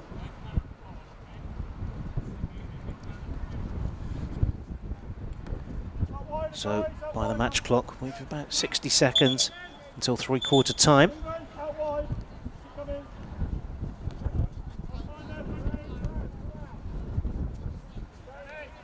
This England men's over 65s team find a third goal before the end of the quarter. Working their way around the Irish defence.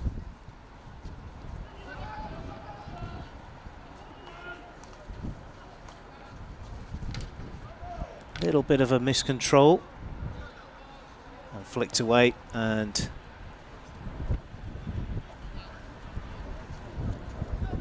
Ireland will clear, and that, I guess, would be the end of the third quarter. We'll be having our 2-minute break very soon indeed.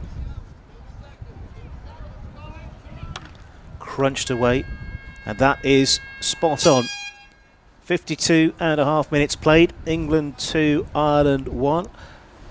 Graham Skinner with a penalty stroke in the first quarter. That's the way the score was at half-time. Ireland equalising through a penalty corner, we're fairly sure, was Stuart Egler. And parity 1-1 for only a few minutes. Ken Wooding finishing off a very, very neat penalty corner move, popping the ball in from close range. So 2-minute quarter-time break. You're watching BTV at the Masters Invitational event.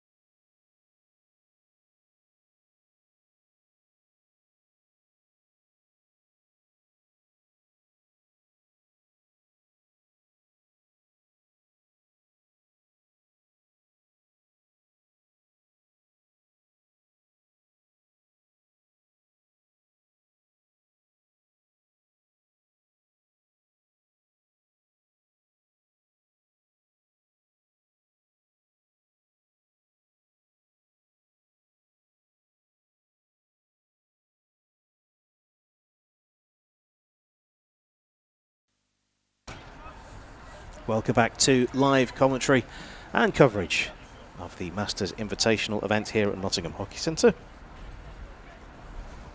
1 quarter to play, and that will conclude our live stream for the first 3 days of play. England get us off and underway. They're currently leading Ireland by 2-1. This is the men's over 65 competition. Ireland looking to get back on level terms.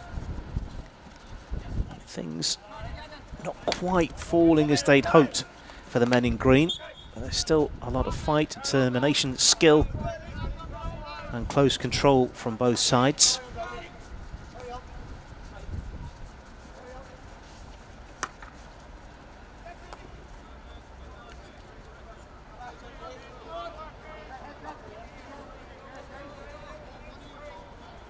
Big push for your nominations for Player of the Match. If you can find on Twitter the account at MWC2022 Hockey, standing for Masters World Cup 2022, MWC2022 Hockey. Let us know who stood out for you. I've got a couple of ideas. I wonder if you think the same or think different. And we'll go through the suggestions closer to the end of the game. As it stands, you've got a touch over 16 minutes still to play, and that's kicked out, trying to find touch. That's a very, very nice turn of speed, and this is a great run indeed by England's number 8, Bill Davidson. He's carried the ball a long way. He's had to check back, wait for support to come, and eventually he's been stripped of the ball by Ireland. Still searching for that equaliser. I still think there's another goal in this game somewhere. So is it going to be an Irish equaliser? Will England find a third? There's only one way to find out. Staying tuned here to this game.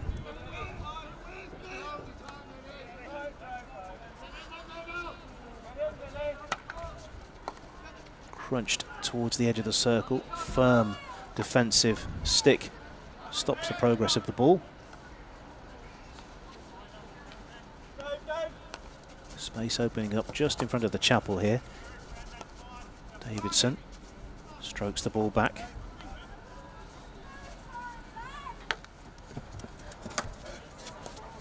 Been picked off by Eddie Dowie. And England's 14, Peter Wright, has lost his stick in the middle of that. Ireland, though, have the benefit of the umpire's whistle and look to play through the middle. Irish player's gone down. Play continues, though. Bill Deaton. And a host of green around him. Manages to get the ball towards the circle, however, it did just take a bump off a foot, and that was just outside the circle as well. My eyes are still as sharp as they were earlier on. Played into the circle. Ireland get the whistle and can clear.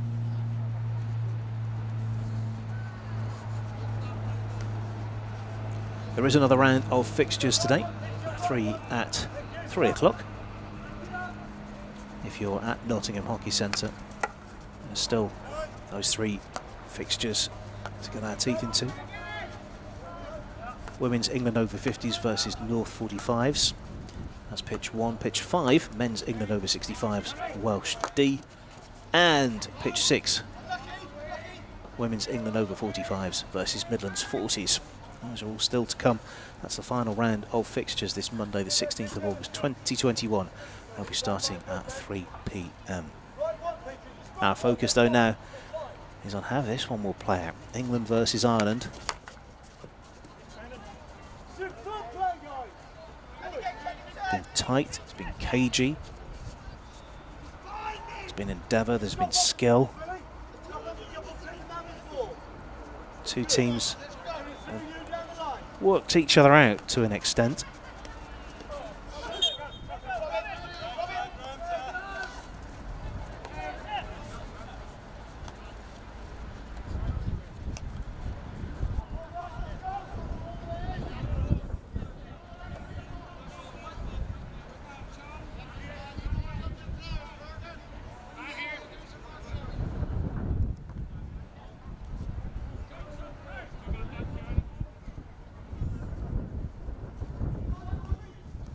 at the baseline at the point of the long corner for England.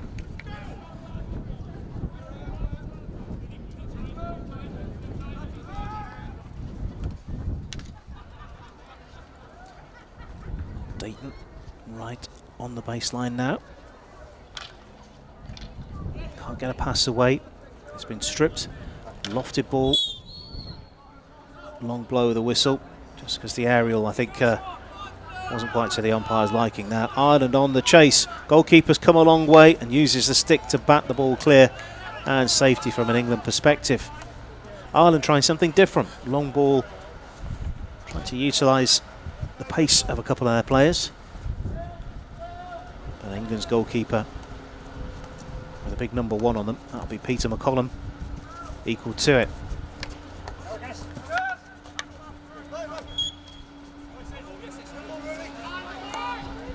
Change for England in goal then. Start of the game was Richard Butcher. Now with the number 1 on his front is Peter McCollum. Can't thank goalkeepers enough who have a number on the front of their shirts. Makes my life much easier. Don't let everybody else's.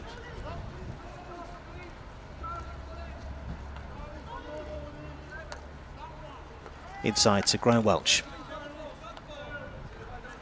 Multiple green shirts in the way. Topping the ball, Gordon Gray. Although it has fallen kindly to the left-hand side of the circle. That comes off. You can see the disappointment on his face as it bounced straight off his feet. I think that's Fergus Stapleton, I think, 26, who was the player that it did strike. And as soon as it did hit him, his head dropped. Let's just see that again.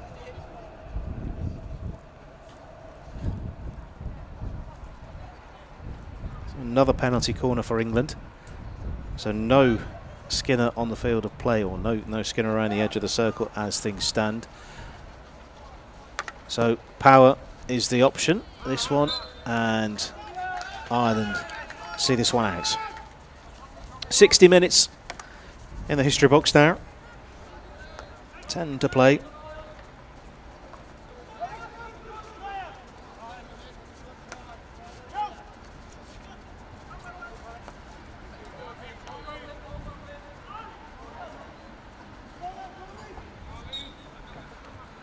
By my calculations, that is penalty corner number 9 for England.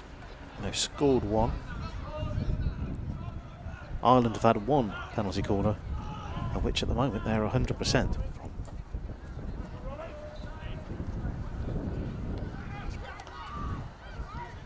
Pushed off the field of play, England ball.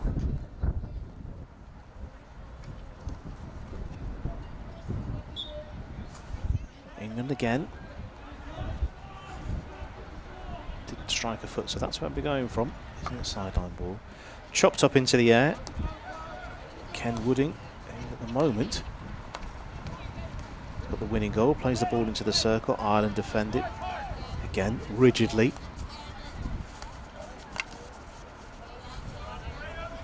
A bump of stick to stick, and Ireland will go from the side.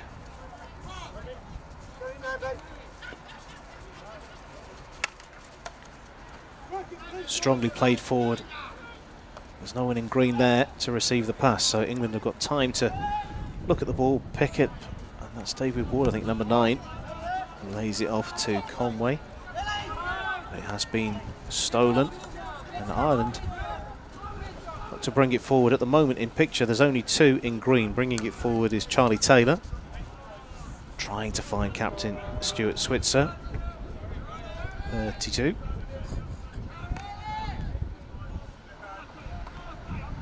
Minutes to go. I still think there is a goal in this somewhere.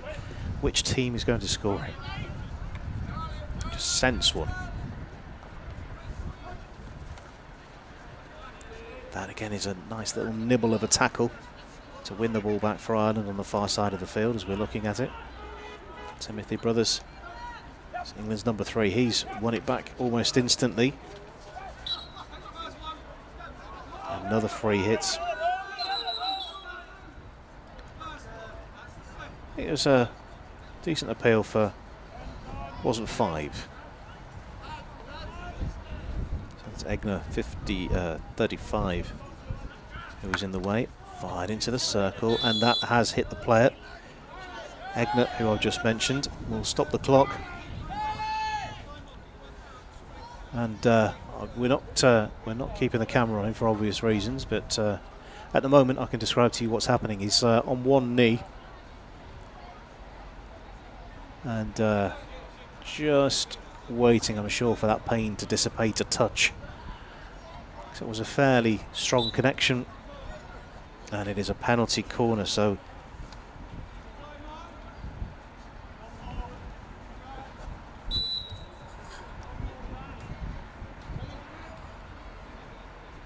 five in this second half now.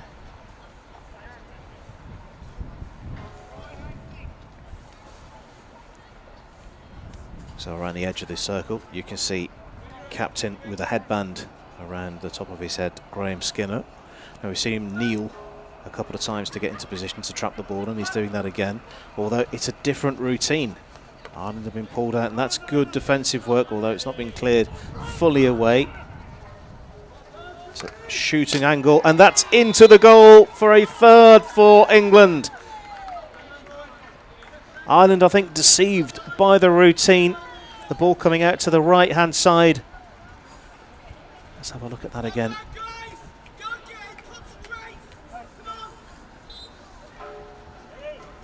And there it is. It's the second of the game for Graham Skinner. A headband is the giveaway. Who scored it? A lovely finish.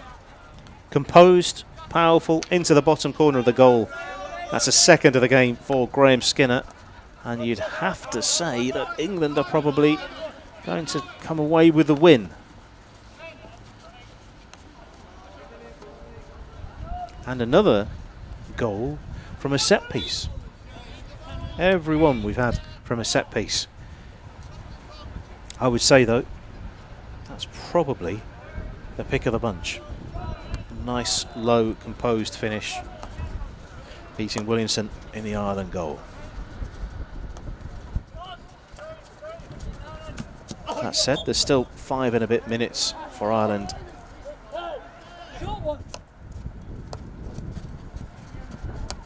They've shown an awful lot of promise. I just need to convert that promise, in my opinion, into more threat, I think. They've tried a few things that just haven't quite come off against England here. It's a good showing. Both teams doing the nation's proud here today.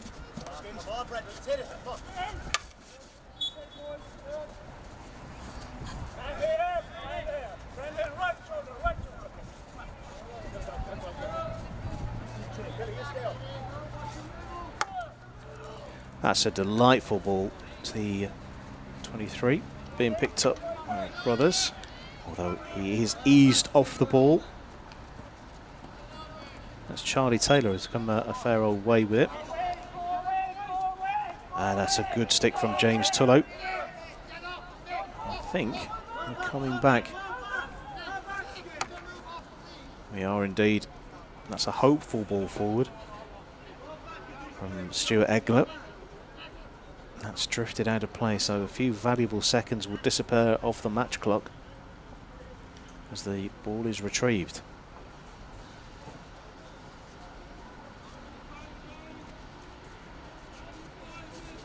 Four minutes to go. Final call for your suggestions for player of the match. If you can find us on Twitter at MWC2022 Hockey. That's MWC2022 Hockey. In other words, Masters World Cup 2022 Hockey. Let us know your thoughts on who stood out for you during the game. Ireland on the attack on the left, and they will get the benefit of the whistle. Will be going from, I think, penalty corner here. That's a good interception. There's the ball flicked forward. Good interplay around the edge of the circle. And I think, yes, 16, Dave Sexton pulled up on that one. I think the suggestion is that it's a bit Bit of a swing with a stick. That's a fired delivery out to the edge of the circle. It's good. Low. It's come off the goalkeeper. And that's converted for a second goal for Ireland. Strange reaction from the players there. They I was trying to work out where the ball had gone. It looked like for a moment it had gone behind the goal, but it's a real driven delivery, and fired into the goal, off the goalkeeper into the back of the net. Can't say fairer than that. 3-2. Can Ireland find an equaliser? And yet another goal from a set piece. Also, we'll bring you the goal scorer name as soon as we can.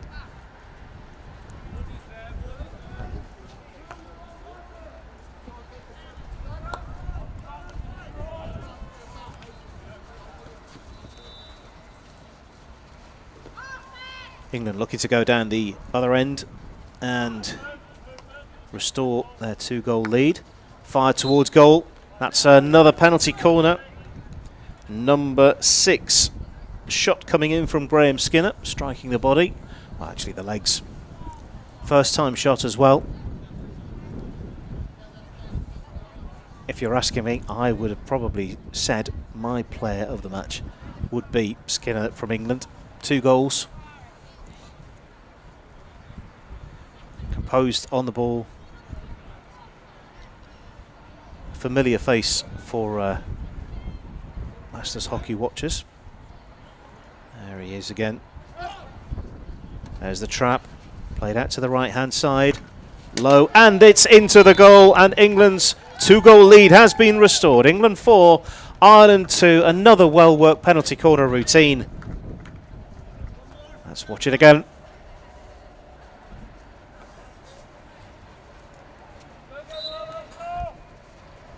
There's the layoff, finding the angle.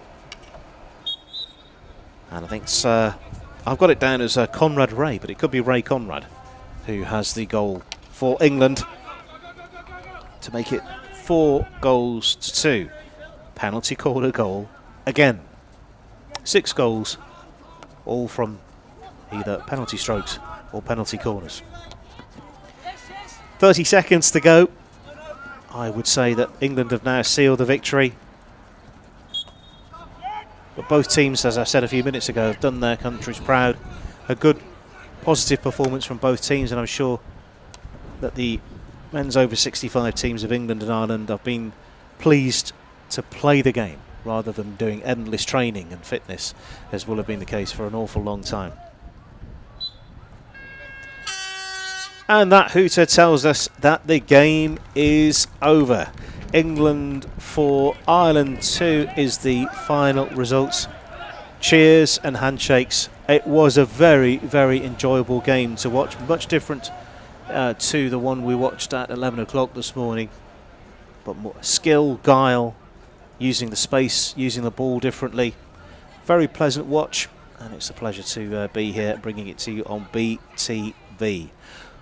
We'll give you the highlights and let them play in a couple of moments' time. Also, we need to confirm the second Ireland goal scorer. As soon as I can get that information to you, I will let you know. But the final score here at Nottingham Hockey Centre in the Masters Invitational event, it's England 4, Ireland 2 in the men's over 65 competition. Moving to the left, rolling towards the baseline. Nice attempt to win the space into the circle, bounces a couple of times. Where is the ball? It's been played away. It's quite a big appeal, and we've got our first penalty corner of the day. Ball got a little bit lost in a sea of Rice there. With his hands up.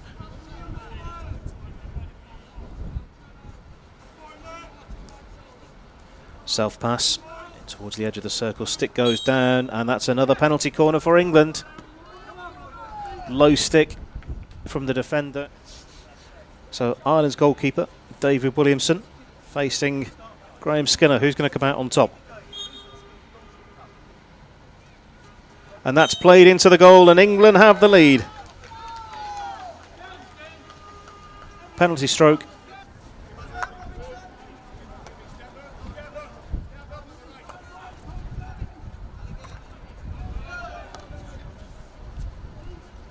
England making the most of the space that's been presented to them, cleared away.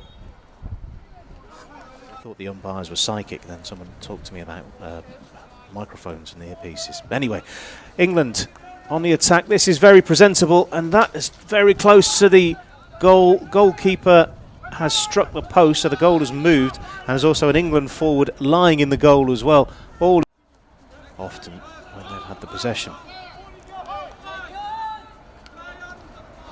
Now things are starting to open up, but the Irish defence have made... That's a penalty corner, by the way. I was saying that the Irish defence had shepherded the attack onto the reverse side to make it difficult to get the shot. So, penalty corner, number 7 in the entire game. You can see with his knee on the floor. That's played in. And again, the Irish defence is good. And it's a repeat penalty corner, though.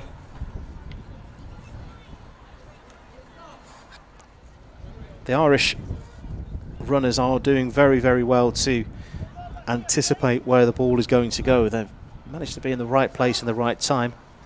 Here's the second one. Looks like a similar routine. Bounces off the goalkeeper's pads again. Huge distance, and it's been given the England defence time to get settled up. Out to the right. Dowie plays the ball into the circle. Penalty corner for Ireland, the first of the game for the men in green.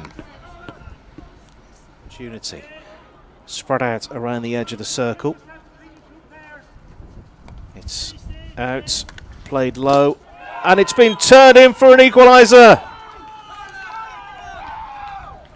Celebrations loud and hearty in the Irish camp. Again, here's Graham Skinner. Often he's not been trapping it, he's been running around, he's laid it off. Here is Skinner with a hit from distance, and it's been turned in from close range. England are back in the lead. Wonderful, wonderful routine. Different routine. Ireland have been pulled out, and that's good defensive work, although it's not been cleared fully away. It's a shooting angle, and that's into the goal for a third for England. Ireland, I think, deceived by the routine. Suggestion is that it's a bit of a swing with a stick. That's a fired delivery out to the edge of the circle. It's good, low, it's come off the goalkeeper, and that's converted for a second goal for Ireland. Strange reaction from the play for Masters hockey watchers. There he is again. There's the trap, played out to the right hand side. Low, and it's into the goal, and England's 2-goal lead has been restored. England 4, Ireland 2, another well-worked penalty corner.